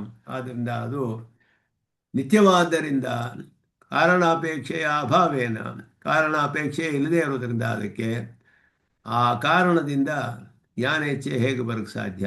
ಜ್ಞಾನ ಇಚ್ಛೆಯನ್ನು ಸಾಧಿಸೋಕ್ಕಾಗೋದಿಲ್ಲ. ನೀವು ಪ್ರಯತ್ನವು ಸ್ವತಃ ಸವಿಷಯಕ ಅಂತ ಹೇಳಿದ್ರೆ ಜ್ಞಾನ ಇಚ್ಛೆಯನ್ನು ಸಾಧಿಸೋಕ್ಕಾಗೋದಿಲ್ಲ. ಜ್ಞಾನವಿಲ್ಲದೆ ಇಚ್ಛೆ ಇದ್ಕೊಳ್ಳಿ, ಇಚ್ಛೆ ಇಲ್ಲದೆ ಪ್ರಯತ್ನ ಬರಲಿ ಅಂತ ನಾವು ಪ್ರಶ್ನೆ ಮಾಡಿದ್ರೆ ಏನು ಉತ್ತರ ಕೊಡ್ತೀರಾ ನೀವು? ಕೊಡೋಕ್ಕಾಗೋದಿಲ್ಲ. ಅತಶ್ಚ ಈಶ್ವರಸ್ಯ ಸರ್ವಜ್ಞತ್ವಮಪಿ ನ ಸಿದ್ಧೇತ್. ಅವನು ಸರ್ವಜ್ಞ ಅನ್ನೋದು ಸಿದ್ಧಿಸೋದಿಲ್ಲ. ವೇದಾನಾಂ ಪ್ರಾಮಾಣ್ಯಮಪಿ ನ ಸಿದ್ಧ್ಯೇತ್. ಸರ್ವಜ್ಞನಾಗದೆ ಹೋದರೆ ಅವನಿಂದ ರಚಿತವಾದ ವೇದ ಪ್ರಮಾಣವಾಗೋದಿಲ್ಲ. ಸರ್ವಜ್ಞನಾದ್ದರಿಂದಲೇ ವೇದ ಪ್ರಮಾಣ ಅಂತ ಹೇಳಿದ್ರು. ಸರ್ವಜ್ಞತ್ವವನ್ನೇ ಸಾಧಿಸಕ್ಕಾಗೋದಿಲ್ಲ ನೀವು. ಯಾಕೆ ಅಂದರೆ ಘಟಾದಿ ದೃಷ್ಟಾಂತ ಕೊಟ್ಟೆ ಸರ್ವಜ್ಞತ್ವ ಸಾಧಿಸ್ತಾರೆ. ಅದೆಲ್ಲವೂ ಕೂಡ ಸಾಧಿಸಕ್ಕಾಗೋದಿಲ್ಲ ನೀವು ಅಂತ ಹೇಳಿಬಿಟ್ಟು ಇಲ್ಲಿ ಇದನ್ನೆಲ್ಲ ಕೂಡ ಇಲ್ಲಿ ವಿಚಾರ ಮಾಡ್ತಾರೆ. ಇಲ್ಲಿ ಸರ್ವಜ್ಞ ಇದೆ. ಈಶ್ವರನಿಗೂ ಹಾಗೆಯೇ ಇಚ್ಛೆ ಪ್ರಯತ್ನಗಳೆಲ್ಲ ಕೂಡ ಇಚ್ಛೆ ಆದಮೇಲೆ ಪ್ರಯತ್ನ ಬರುವಂತಹದ್ದು. ಈಶ್ವರನ ವಿಷಯದಲ್ಲಿಯೂ ಹಾಗೆಯೇ ಅಂತ ಇಲ್ಲಿ ವಿವರಿಸ್ತಾರೆ. ಇದು ಅತ್ರ ಇದಂ ಅವಧೇಯಂ, ಮುಖ್ಯವಾದ ಕೆಲವು ವಿಷಯಗಳನ್ನೆಲ್ಲ ಹೀಗೆ ವ್ಯಾಖ್ಯಾನದಲ್ಲಿ ಹೇಳ್ತಾರೆ. ಈಶ್ವರೇಯಂ ಜ್ಞಾನಂ ಯದ್ಯಪಿ ನಿತ್ಯಂ, ಜ್ಞಾನವು ನಿತ್ಯವಾಗಿದೆ, ಅದು ಒಪ್ಕೊಳ್ಳೋದೆ ಎಲ್ಲರೂ. ಅಥಾಪಿ ಸರ್ವದಾ ಸರ್ವ ವಿಷಯಕಮೇ ಏಕರೂಪಮೇ ಕಥಂ ತಿಷ್ಠೇತ್, ಸ್ವತಃ ತಸ್ಯ ಉತ್ಪತ್ತಿಯ ಭಾವೇಪಿ ವಿಷಯಾಣಾಂ ಆಗಂತುಕತ್ವಾತ್. ವಿಷಯಗಳು ಬರುತ್ತೆ ಹೋಗುತ್ತೆ. ಸೃಷ್ಟಿ ಮಾಡುವಾಗ ಸಂಕಲ್ಪ ಮಾಡ್ತಾನೆ, ಸಂಕಲ್ಪ ಮಾಡಿದ್ಮೇಲೆ ಪ್ರಯತ್ನ, ಸಂಕಲ್ಪದಿಂದ ಅವನಿಗೆ ಎಲ್ಲ ಸೃಷ್ಟಿ ಆಗುತ್ತೆ. ಸಂಕಲ್ಪ ಮಾಡೋಕ್ಕೆ ಮೊದಲೇ ಸೃಷ್ಟಿ ಆಗೋಕ್ಕೆ ಸಾಧ್ಯವಿಲ್ಲ, ಸಂಕಲ್ಪಪೂರ್ವಕವಾಗಿಯೇ ಸೃಷ್ಟಿ ಆಗಬೇಕು. ಆದ್ದರಿಂದ ಪ್ರಯತ್ನವು ನಿತ್ಯವಾಗಿ ಸವಿಷಯಕವಾಗಿದ್ದುಬಿಟ್ರೆ ಯಾವಾಗಲೂ ಸೃಷ್ಟಿ ಆಗ್ತಾ ಇರಬೇಕು. ಆವಾಗ ಸಂಕಲ್ಪವೇ ಬೇಕಾಗಿಲ್ಲ. ಆವಾಗ ಈ ರೀತಿಯೆಲ್ಲ ಪ್ರಶ್ನೆಗಳು ಬರುತ್ತೆ. ನಮ್ಮ ವಿಷಯದಲ್ಲಿ ಹಾಗಾಗೋದಿಲ್ಲ. ಪ್ರಯತ್ನ ಅನ್ನೋದು ಸ್ವತಃ ಸವಿಷಯಕ, ಎಲ್ಲೂ ಅನುಭವದಲ್ಲಿ ಸಿದ್ಧಿಸೋದಿಲ್ಲ. ಅದಕ್ಕೋಸ್ಕರ ಜ್ಞಾನ ಇಚ್ಛೆ ಇರಬೇಕು. ಆದರೆ ಅದಕ್ಕೆ ಇಂದ್ರಿಯಗಳ ಅಪೇಕ್ಷೆ ಇಲ್ಲ, ಶರೀರೇಂದ್ರಿಯ ಅಪೇಕ್ಷೆ ಇಲ್ಲ. ಈ ರೀತಿ ವಾದ ಮಾಡೋದು ಸರಿ ಇಲ್ಲ ಅನ್ನೋದೇ ಇಲ್ಲಿ ಪ್ರಧಾನವಾಗಿ ಹೇಳ್ತಾ ಇದ್ದಾರೆ. ಆದ್ದರಿಂದ ಔಪಾಧಿಕ ಉತ್ಪತ್ತಿ ವಿನಾಶವು ಅನಿವಾರ್ಯವು. ಆದ್ದರಿಂದ ಅವನಿಗೆ ಸ್ವತಃ ಉತ್ಪತ್ತಿಯ ಅಭಾವ ನಿತ್ಯವಾಗಿದ್ದರೂ ಕೂಡ ವಿಷಯಗಳು ಔಪಾಧಿಕ ಬರುತ್ತೆ ಹೋಗುತ್ತೆ. ಅನ್ಯಥಾ ಸಹ ಅಕಾಮಯತ ಬಹುಸ್ಯಾಂ ಪ್ರಜಾಯೇಯ. ಅಕಾಮಯತ ಆದಮೇಲೆ ಬಹುಸ್ಯಾಂ ಆಗಿದ್ದು ಬಹುಸ್ಯಾಂ ಪ್ರಜಾಯೇಯ ಅಂತ ಆಗಿರೋದು. ಇತ್ಯಾದಿ ಸಂಕಲ್ಪಾನಾಮಪಿ ನಿತ್ಯತ್ವಂ ಯದಿ ಭವೇತ್. ಅದೇನಾದರೆ ನಿತ್ಯವಾಗಿಬಿಟ್ರೆ ಏನಾಗುತ್ತೆ ಅಂದರೆ ಪ್ರಳಯಾಧಿಕಂ ಜಗತಃ ಕಥಂ ಭವೇತ್. ಸೃಷ್ಟಿ ಆಗ್ತಾನೇ ಇರುತ್ತೆ ನಿತ್ಯವಾಗಿ, ಪ್ರಳಯವೇ ಆಗೋದಿಲ್ಲ ಆವಾಗ. ಅಲ್ಲ ಪೂರ್ವಂ ಪಾಪವಶಾತ್ ನಿಗ್ರಹ ಸಂಕಲ್ಪ ವಿಷಯೀಭೂತಸ್ಯ ಅನಂತರಂ ಅನುಕೂಲಾಚರಣೇನ ಪೂರ್ವತನ ನಿಗ್ರಹ ನಿವೃತ್ತಿರ್ವ ಕಥಂ ಭವೇತ್. ಇದೆಲ್ಲ ಪಾಪ ಪುಣ್ಯಗಳ ವಿಷಯ, ಯಾವುದು ಕೂಡ ನಿಯಮವಾಗಿರೋದಿಲ್ಲ, ಒಂದು ನಿಯಮವೇ ಇರೋದಿಲ್ಲ. ಪ್ರಯತ್ನವು ನಿತ್ಯ ಸವಿಷಯಕತ್ವ, ಅದಕ್ಕೆ ನಿತ್ಯವಾಗಿ ಅದಕ್ಕೆ ಸ್ವತಃ ಸವಿಷಯ ಅಂತ ಹೇಳಿಬಿಟ್ರೆ ಯಾವುದು ವ್ಯವಸ್ಥೆಯೇ ಇರೋದಿಲ್ಲ ಅದಕ್ಕೆ. ಆ ರೀತಿ ದೋಷ ಬರುತ್ತೆ. ಈಶ್ವರನ ಜ್ಞಾನಕ್ಕೂ ಹಾಗೆಯೇ, ಜ್ಞಾನ ನಿತ್ಯವಾಗಿದ್ದರೂ ಕೂಡ ಅವನ ಪ್ರಯತ್ನಗಳು ಆಗಾಗ ಸಂಕಲ್ಪ ಮಾಡಿ ಕೆಲಸಗಳನ್ನು ಮಾಡ್ತಾನವನು. ಒಂದು ಕರ್ಮ ಮಾಡಿದ್ರೆ ಆವಾಗ ಸಂಕಲ್ಪ ಮಾಡಿ ಅದಕ್ಕೆ ಫಲ ಕೊಡಬೇಕು ಪರಮಾತ್ಮ. ಆ ಪ್ರಯತ್ನ ಆ ಸಂಕಲ್ಪವು ಆಗ್ತಾನೆ ಉತ್ಪನ್ನವಾಗಬೇಕು ಆ ವಿಷಯದಲ್ಲಿ. ಯಾವಾಗಲೂ ಅದು ನಿತ್ಯವಾಗಿರೋದಿಲ್ಲ. ಜ್ಞಾನ ನಿತ್ಯವಾಗಿರಬಹುದು, ಆದರೆ ಇದೆಲ್ಲವೂ ಕೂಡ ಔಪಾಧಿಕ ವಿಷಯ ವ್ಯವಸ್ಥೆ. ಹಾಗೆಯೇ ಶಾಸ್ತ್ರಗಳು ಹೇಳೋದು. ಅನುಮಾನದಿಂದ ನೀವು ಈ ರೀತಿ ಶರೀರೇಂದ್ರಿಯ ಇಲ್ಲದೆ ಜ್ಞಾನ ಇಚ್ಛೆ ಪ್ರಯತ್ನವು ಸ್ವತಃ ಸವಿಷಯಕ ಇದೆಲ್ಲ ಹೇಳೋದು ಸ್ಥಾಪನೆ ಮಾಡೋಕ್ಕೆ ಸಾಧ್ಯವೇ ಇಲ್ಲ ಅನ್ನೋದನ್ನು ಈಶ್ವರಸ್ಯ ಜ್ಞಾನ ಇಚ್ಛಾದೇಯ ನಿತ್ಯ ಅಪಿ ತತ್ತತ್ ಕಾಲಾನುಗುಣ ವಿಷಯ ಸಂಬಂಧಾತ್. ಆಯಾ ಕಾಲ ಅನುಗುಣಕ್ಕೆ ಅನುಗುಣವಾಗಿ ಸಂಬಂಧ. ಇದಕ್ಕೆಲ್ಲ ಬೇಕಾದಷ್ಟು ಪ್ರಮಾಣಗಳು ಸಿಗುತ್ತೆ. ಇವಾಗ ರಾಮಾಯಣದಲ್ಲಿ ಆಗಿದ್ದು ಕೋಪಂ ಆಹಾರಯತೆ ತೀವ್ರಂ ಅಂತ ಹೇಳಿ, ಹನುಮಂತನಿಗೆ ಗಾಯವಾಗೋಯ್ತು ಅಂತ ಹೇಳಿ ಆಘಾತವಾಯಿತು ಅಂತ ನೋಡಿ ಕೋಪಂ ಆಹಾರಯತಿ, ಕೋಪವನ್ನು ಬರೆಸ್ಕೊಂಡ ಪರಮಾತ್ಮ. ಕೋಪ ಇರಲಿಲ್ಲ ಅದುವರೆಗೂ, ಹೊಸದಾಗಿ ಬಂತು. ಇದೆಲ್ಲವೂ ಕೂಡ ಪ್ರಯತ್ನವು ಸವಿಷೇಕ ಸ್ವತಃ ಅಂತ ಹೇಳಿಬಿಟ್ರೆ ಎಲ್ಲ ವ್ಯವಸ್ಥೆಯೇ ಇರೋದಿಲ್ಲ ಯಾವುದರಲ್ಲೂ ಕೂಡ. ಆದ್ದರಿಂದ ತತ್ತತ್ಕಾಲಾನುಗುಣ ವಿಷಯ ಸಂಬಂಧಾತ್. ನಿತ್ಯವಾಗಿದ್ದರೂ ಜ್ಞಾನೇಚ್ಛೆಗಳು ಆಯಾ ಕಾಲಕ್ಕೆ ಅನುಗುಣವಾದ ವಿಷಯಗಳೊಡನೆ ಸಂಬಂಧಿಸುತ್ತೆ. ಔಪಾಧಿಕ ಉತ್ಪತ್ತಿ ವಿನಾಶವಂತಹ ಇತಿ ಅವಶ್ಯಕಂ. ಅಂದ್ರೆ ಜ್ಞಾನ ಬಂದ್ಮೇಲೆ ಜ್ಞಾನ ಇಚ್ಛಾ, ಆಮೇಲೆ ತಾನು ಪ್ರಯತ್ನ ಅಂತ.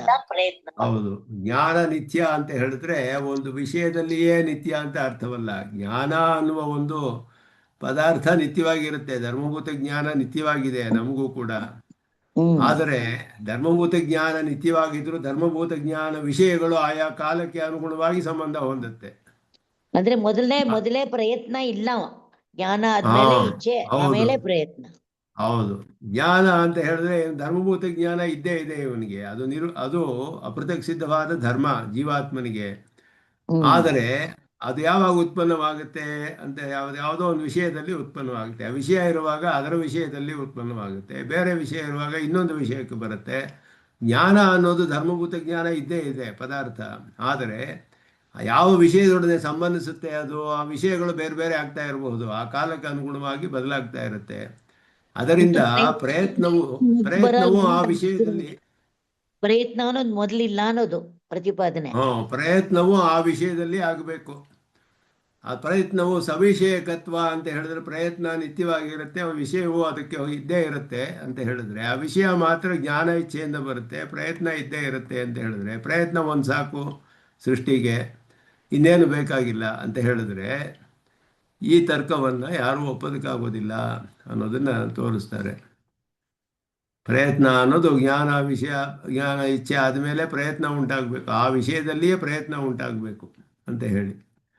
ಅದರಿಂದ ಸರ್ವಜ್ಞ ಸರ್ವವಿತ್ ಸಾಮಾನ್ಯತಃ ವಿಶೇಷತಶ್ಚ ಸರ್ವಂ ವೇತ್ತಿ ಅಂತ ಹೇಳಿ ಅದೆಲ್ಲ ವಿವರಣ ಮುಚ್ಯತೆ. ಸರ್ವಜ್ಞ ಇತಿ ಸಾಮಾನ್ಯತಃ ಸರ್ವವಿಷಯಕಂ ಜ್ಞಾನಮುಚ್ಯತೆ.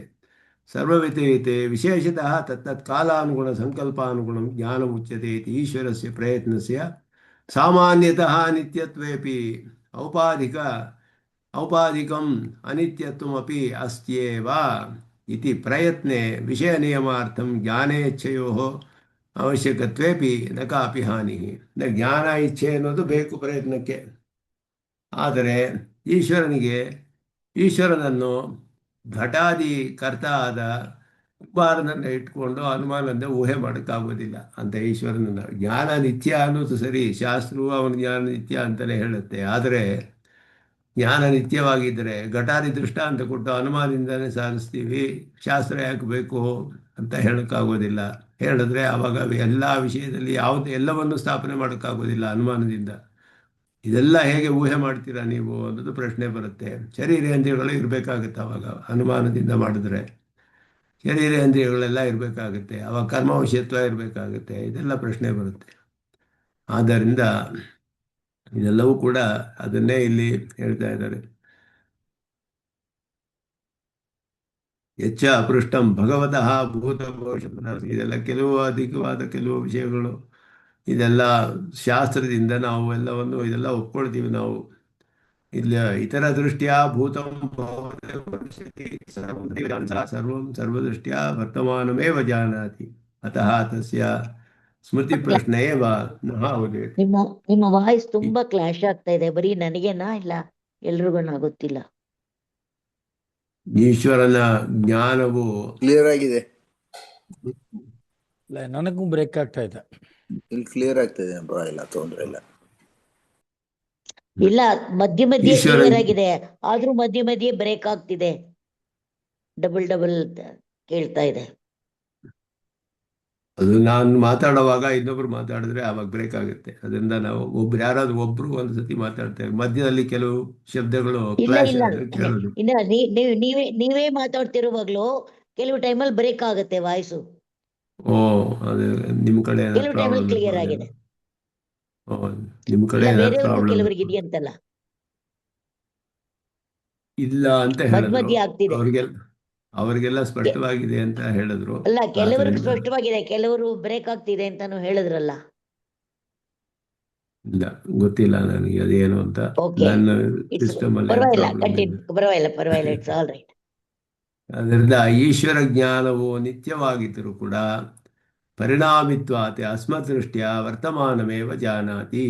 ಈಶ್ವರ ಜ್ಞಾನ ನಿತ್ಯ ಪರಿಣಾಮಿತ್ವಾತೆ ಅಸ್ಮದೃಷ್ಟ್ಯಾ ಗತಂ ಗತತ್ವೇನೈವ ಜಾನಾತಿ ವರ್ತಮಾನಂ ವರ್ತಮಾನಮೇವ ತಸ್ಯ ಭ್ರಾಂತ್ಯಾದೀನಾಂ ಪ್ರಸಕ್ತಿಲೇಶೋಪಿ ಇತಿ ಸುಸೂಕ್ಷ್ಮಮತಿಭಿಃ ಅವಗಂತವ್ಯಂ ತತ್ರೈವ ಭವಿಷ್ಯತಿ. ಮುಂದೆ ಬರುತ್ತೆ. ಈಶ್ವರ ಜ್ಞಾನ ನಿತ್ಯ ಅಂತ ನೀವು ಹೇಳ್ತೀರಲ್ಲ, ಹೇಗೆ ಅಂದರೆ ಪರಿಣಾಮವಿತ್ವಾತ್, ಅದರಲ್ಲಿ ವಿಷಯಗಳು ಆಯಾ ಕಾಲಕ್ಕೆ ಅನುಗುಣವಾಗಿ ವಿಷಯ ಸಂಬಂಧ ಹೊಂದುತ್ತೆ.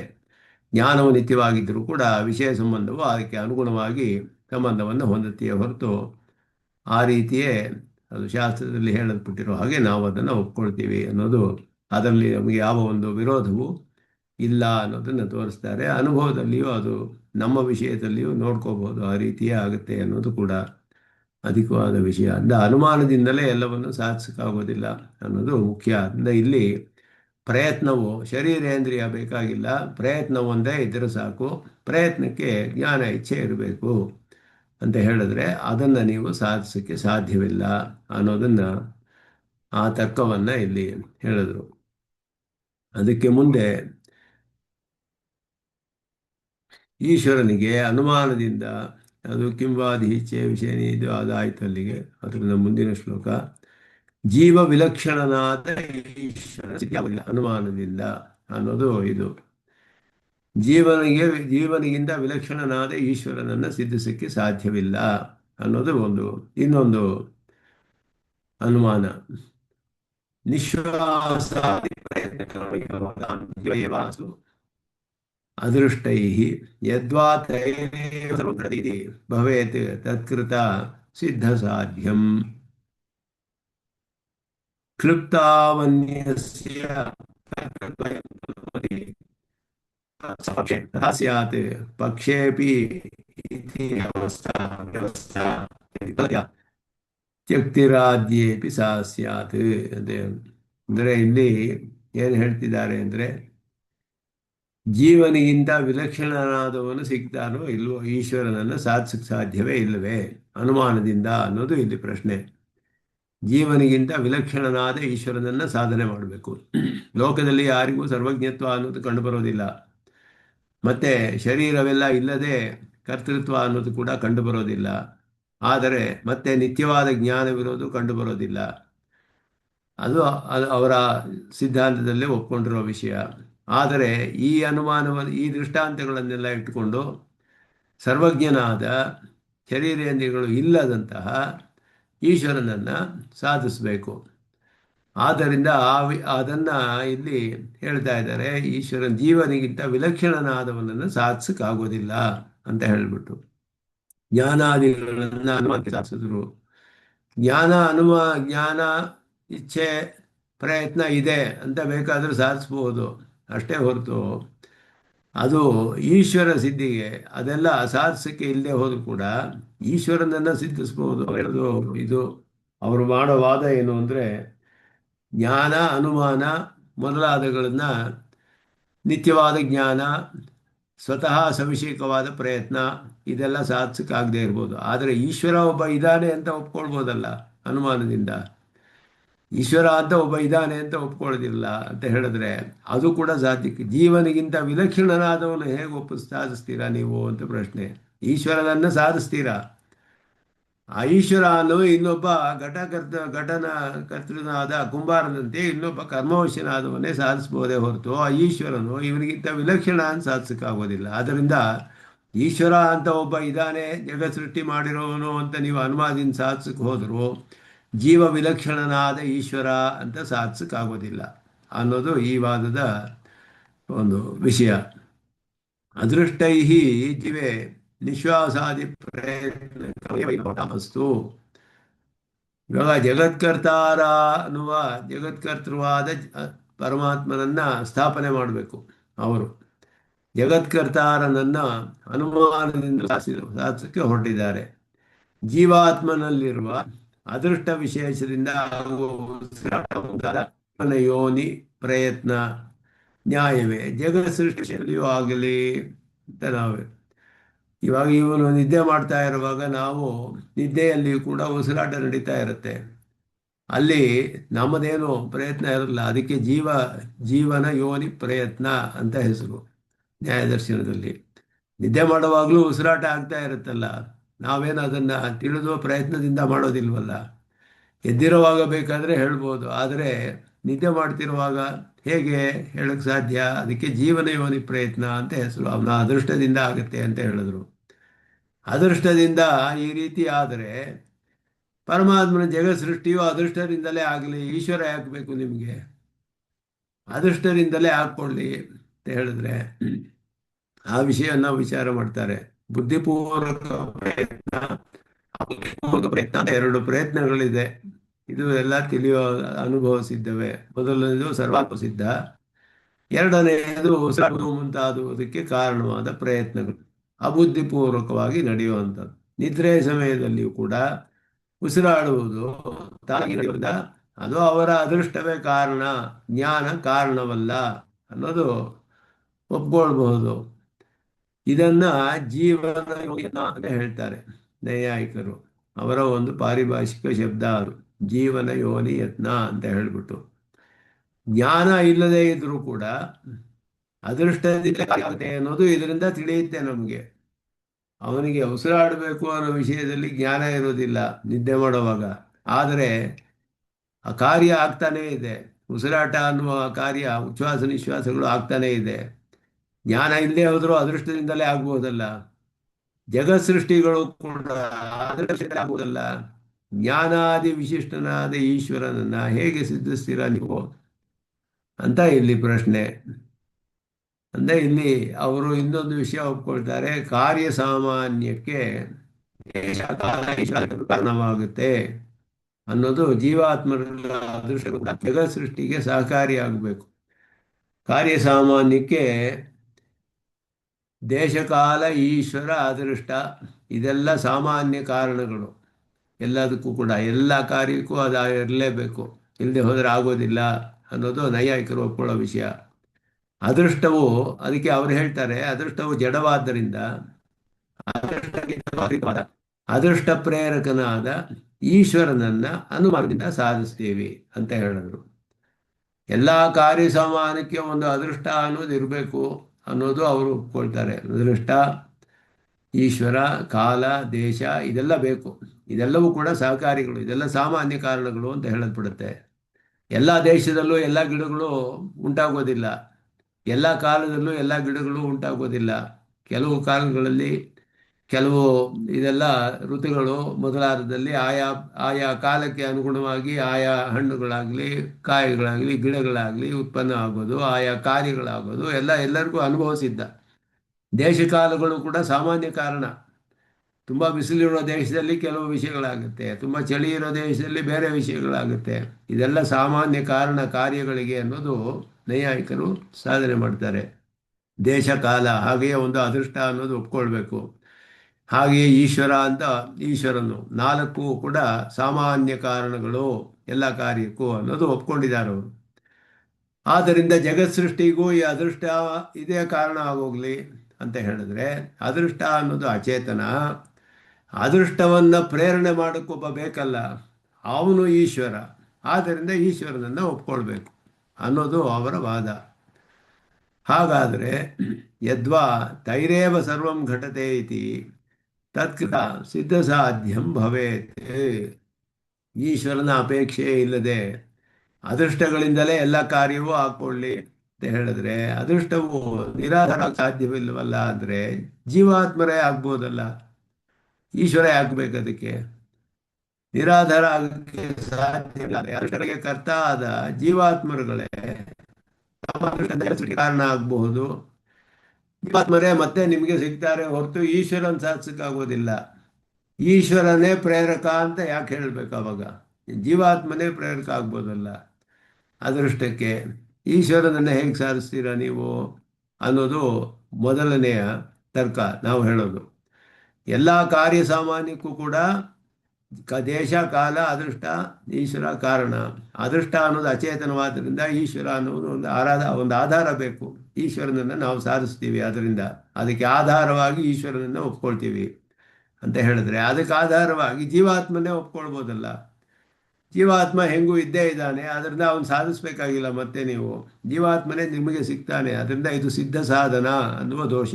ಸಿದ್ಧಿಸಿರೋದನ್ನೇ ಮತ್ತೆ ಸಾಧಿಸಕ್ಕೆ ಹೋಗ್ತಾ ಇರೋದು. ಜೀವಾತ್ಮನೇ ಆಧಾರ ಆಗ್ಬೋದಲ್ಲ, ಅದಕ್ಕೆ ಈಶ್ವರನೇ ಯಾಕೆ ಆಗಬೇಕು ಅಂತ ನಾವು ಪ್ರತಿತರ್ಕ ಮಾಡಿದ್ರೆ ಅದಕ್ಕೇನು ಉತ್ತರ ಕೊಡ್ತೀವಿ ಅಂತ ಹೇಳಿ ಅರ್ಥ. ಅದಕ್ಕೆ ಮೇಲೆ ಇನ್ನೂ ಒಂದು ಆಕ್ಷೇಪ ಅದಕ್ಕೆ ಬರುತ್ತೆ. ಅನ್ಯಸ್ಯ ಕಲ್ಪನಮತಿ. ಇದೆಲ್ಲ ಮೀರಿ ನೀವು ಪರಮಾತ್ಮನನ್ನ ಅನುಮಾನದಿಂದ ಸಿದ್ಧಿ ಅಂತ ಹೇಳಿದ್ರೆ ಜೊತೆ ಈಶ್ವರನು ಕರ್ತ ಆಗ್ಬೇಕು. ಅವಾಗ ಯಾಕೆ ಅಂದರೆ ಈಶ್ವರ ಜೀವಾತ್ಮನ ಒಂದು ಅದೃಷ್ಟ ದೇಶ ಕಾಲ ಎಲ್ಲ ಕಾರಣವಾದರೆ ಈಶ್ವರನು ಘಟಕ್ಕೆ ಕರ್ತ ಆಗಬೇಕು. ಆಗ ಕುಂಬಾರನು ಈಶ್ವರನು ಇಬ್ಬರು ಕರ್ತ ಆದರು.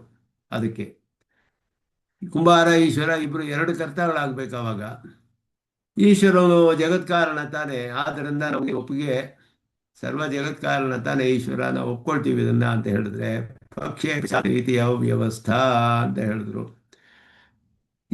ಇದು ಸ್ವಲ್ಪ ಸೂಕ್ಷ್ಮವಾದ ತರ್ಕ. ಸ್ವಾಮಿ ದೇಶಿಕರು ಹೇಳ್ತಿರೋದಿರು ಬಹಳ ಸೂಕ್ಷ್ಮವಾದ ಮಧ್ಯೆ ಅವರು ಹೇಗೆ ವಿಚಾರ ಮಾಡ್ತಾರೆ ತರ್ಕಗಳನ್ನು ಅನ್ನೋ ತಿಳಿಯುತ್ತೆ. ತಥಾ ಪಕ್ಷೇಪಿ ಸ್ಯಾತ್ ಇತಿ ಅವ್ಯವಸ್ಥಾ ಅಂತ ಹೇಳೋದು ಬಹಳ ಸೂಕ್ಷ್ಮವಾದ ಒಂದು ಆಕ್ಷೇಪ ಇಲ್ಲಿ ಹಾಕ್ತಾ ಇರೋದು. ಅವರು ಅವ್ಯವಸ್ಥೆ ಉಂಟಾಗುತ್ತೆ ಅಂತ ಹೇಳಿದ್ರು. ಘಟಾದಿಗಳ ದೃಷ್ಟಿಯಿಂದ ಪೃಥಿವಿಯಾದಿಗಳಲ್ಲಿ ಹೊರಟಿದ್ದೀರಾ. ಪೃಥಿವಿಯಾದಯ ಸಕರ್ತೃಕಾ ಈ ಯಾಕೆ ಅಂತ ಹೇಳಿದ್ರೆ ಕಾರ್ಯತ್ವಾತ್ ಯಥಾ ಘಟಾದಿಹಿ ಅಂತ ಹೇಳಿಬಿಟ್ಟು ಅವರು ಅನುಮಾನ ಹೇಳುವಂಥದ್ದು. ಘಟದ ಉದಾಹರಣೆಯನ್ನು ಕೊಟ್ಟು ಪೃಥ್ವಿಯ ಒಂದು ಸೃಷ್ಟಿಯನ್ನೇ ಹೇಳ್ತಾ ಇದ್ದಾರೆ ಅವರು. ಪೃಥ್ವಿಯ ಸೃಷ್ಟಿ ಹೇಳ್ತಾ ಇದ್ದಾರೆ. ಘಟಕ್ಕೆ ಇವಾಗ ಈಶ್ವರನು ಕಾರಣ ಆದರೆ ಕುಂಬಾರನು ಈಶ್ವರನು ಇಬ್ಬರು ಕಾರಣರಾದರು. ಅದಕ್ಕೆ ಆ ಘಟಾದಿಗಳಲ್ಲಿ ಸಿದ್ಧನಾದ ಇವನಿಗಿಂತ ಅತಿರಿಕ್ತನಾದವನು ಪೃಥ್ವಿಗಳಿಗೆ ಕಾರಣ ಆಗಬೇಕು. ಅವಾಗ ಬೇರೆಯವನಾಗಿರ್ಬೇಕು. ಅವಾಗ ಅರ್ಥ ಅನುಮಾನದಿಂದ ನಿಮಗೆ ಸಿದ್ಧಿಸಬೇಕಾಗುತ್ತೆ. ಯಾಕೆಂದ್ರೆ ಮೊದಲೇ ಘಟಾದಿ ದೃಷ್ಟಾಂತದಲ್ಲಿ ಇಬ್ರು ಕರ್ತಗಳು ಸಿಕ್ಬಿಟ್ರು. ಆಗಲೇ ಪೃಥ್ವಿ ಆದಿಗಳಿಗೆ ಒಬ್ಬ ಕಾರಣ ಇರಬೇಕು ಅಂತ ಹೇಳಿದ್ರೆ ಇದಕ್ಕಿಂತ ಅತಿರಿಕ್ತನಾದವನಾಗಿರ್ಬೇಕು. ಇದೇ ಅದಕ್ಕೆ ಕಾರಣ ಆಗಕ್ಕೆ ಸಾಧ್ಯವಾಗಿಲ್ಲ, ಆಗೋದಿಲ್ಲ. ಯಾಕೆ ಅಂದರೆ ಇವರಿಗಿಂತಲೂ ಬೇರೆಯಾದ ಇನ್ನೊಬ್ಬ ಈಶ್ವರ ಆಗಬೇಕು. ಹಾಗೆ ಮಾಡಿದ್ರೆ ಅದಕ್ಕೆ 3 ಜನ ಕರ್ತ ಆಗ್ತಾರೆ. ಆವಾಗ ಅದಕ್ಕೆ ಇನ್ನೊಬ್ಬ ಕರ್ತ ಬರಬೇಕು. ಅವ್ಯವಸ್ಥಾ ಅನ್ನುವಂತಹ ಒಂದು ದೋಷ, ಇದಕ್ಕೆ ಇನ್ಫಿನಿಟ್ ರಿಗ್ರೆಸ್ ಅಂತ ಅವ್ಯವಸ್ಥಾ ಅನ್ನುವ ದೋಷ ಬರುತ್ತೆ. ಸರ್ವ ಜಗತ್ ಕಾರಣನಾದ್ದರಿಂದ ಘಟಕ್ಕೂ ಕಾರಣ ಆಗಬೇಕಾಗತ್ತೆ. ಘಟದಲ್ಲಿ 3 ಜನ ಕರ್ತರಾದರು ಆವಾಗ. ಯಾಕೆಂದ್ರೆ ಘಟದೃಷ್ಟ ಅಂತ ಇಟ್ಕೊಂಡು ಅವನು ಹೇಳಿದ್ರೆ ಇಲ್ಲಾಗಲೇ ಇಬ್ರು ಕರ್ತಗಳು ಆಗಿದ್ದಾರೆ. ಅದಕ್ಕೆ ಇನ್ನೊಬ್ಬ ಪೃಥ್ವಿಯಾದಿಗಳಿಗೆ ಕಾರಣನಾದ ಈಶ್ವರ ಇನ್ನೊಬ್ಬ ಸಾಧಿಸಿದ್ರೆ ನೀವು 3ನೇವನಾಗುತ್ತೆ. ಅವನು ಘಟಕ್ಕೂ ಅವನು ಕರ್ತ ಆಗಿರ್ಬೇಕು. ಅವಾಗ ಅದರ ದೃಷ್ಟಾಂತದಿಂದ ಮತ್ತೆ ಇನ್ನೊಂದು ನೀವು ಹೇಳಿದ್ರೆ ಅದಕ್ಕೆ ಇನ್ನೊಬ್ಬ ಕರ್ತ ಬೇಕು. ಈ ರೀತಿ ತ್ರಿಕರ್ತೃತ್ವದಿಂದ ಮತ್ತೆ ಅತಿರಿಕ್ತ ವರ್ಣಿಸಬೇಕು. ಅವನು ಕೂಡ ಸರ್ವ ಕಾರಣನಾಗ್ತಾನೆ. ಈಗ ಹೇಳ್ತಾ ಹೋದರೆ ಅನ್ನುವ ದೋಷ ಬರುತ್ತೆ. ಆದ್ದರಿಂದ ಅದು ಸಾಧ್ಯವಿಲ್ಲ ನಿಮಗೆ. ಆದ್ದರಿಂದ ಅನೇಕ ಸರ್ವಕಾರಣರು ಅನಾವಶ್ಯಕವಾದ್ದರಿಂದ ಒಬ್ಬನೇ ಈಶ್ವರ ಸಾಕು. ಜೀವರ ಅದೃಷ್ಟದಿಂದಲೇ ಮೊದಲು ಈಶ್ವರನು ಕೂಡ ಬೇಕಾಗಿಲ್ಲ. ಎಲ್ಲ ಇದು ವಿಫಲತೆಯಪಿ ಸ್ಯಾತ್. ಇಲ್ಲ, ಆ ರೀತಿ ಅನೇಕ ಅನವಸ್ಥಾ ದೋಷ ಬರೋದ್ರಿಂದ ಅದೆಲ್ಲ ಬೇಕಾಗಿಲ್ಲ, ಈಶ್ವರ ಒಬ್ಬನೇ ಅಂತ ಊಹೆ ಮಾಡ್ತೀವಿ ಅಂತ ಹೇಳಿದ್ರೆ ಆ ಈಶ್ವರನು ಬೇಕಾಗಿಲ್ಲ. ಅದೃಷ್ಟವನ್ನೇ ಇಟ್ಕೊಂಡೇ ಎಲ್ಲ ಸಾಧಿಸ್ಬೋದು ನೀವು. ಅದೃಷ್ಟವೇ ಸಾಕು, ಅದುವೇ ಎಲ್ಲವನ್ನು ಸೃಷ್ಟಿ ಮಾಡಬೇಕು. ಅದು ಜೀವಾತ್ಮನಲ್ಲಿ ಆಶ್ರಯವಾಗಿರಲಿ. ಆಗ ನಿಮಗೆ ಇನ್ನೊಬ್ಬ ಜೀವಾತ್ಮನೇ ಸಿಗ್ತಾನೆ. ಜೀವಾತ್ಮ ಆಗಲೇ ಸಿದ್ಧವಾದ ವಿಷಯ, ಅದನ್ನು ಮತ್ತೆ ಸಾಧಿಸಬೇಕಾಗಿಲ್ಲ.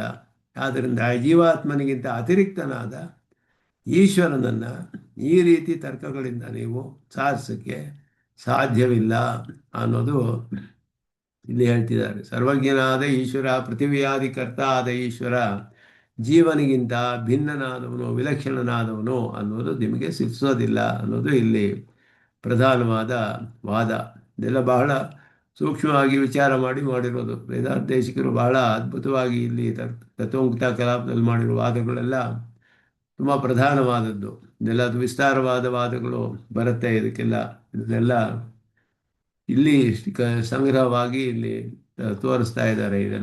ಎಲ್ಲ ಈ ವಾದಗಳಿಗೆಲ್ಲ ಆಧಾರ ಏನು ಅಂದರೆ ಎಲ್ಲ ಮೂಲವಾದ ಶಾಸ್ತ್ರಗಳು, ಶ್ರೀಭಾಷ್ಯಾದಿ ಗ್ರಂಥಗಳೇ ಎಲ್ಲ ಆಧಾರ ಇದಕ್ಕೆಲ್ಲ. ಶ್ರೀಭಾಷ್ಯದಲ್ಲೂ ಬೇಕಾದಷ್ಟು ನೈಯಾಯಿಕರ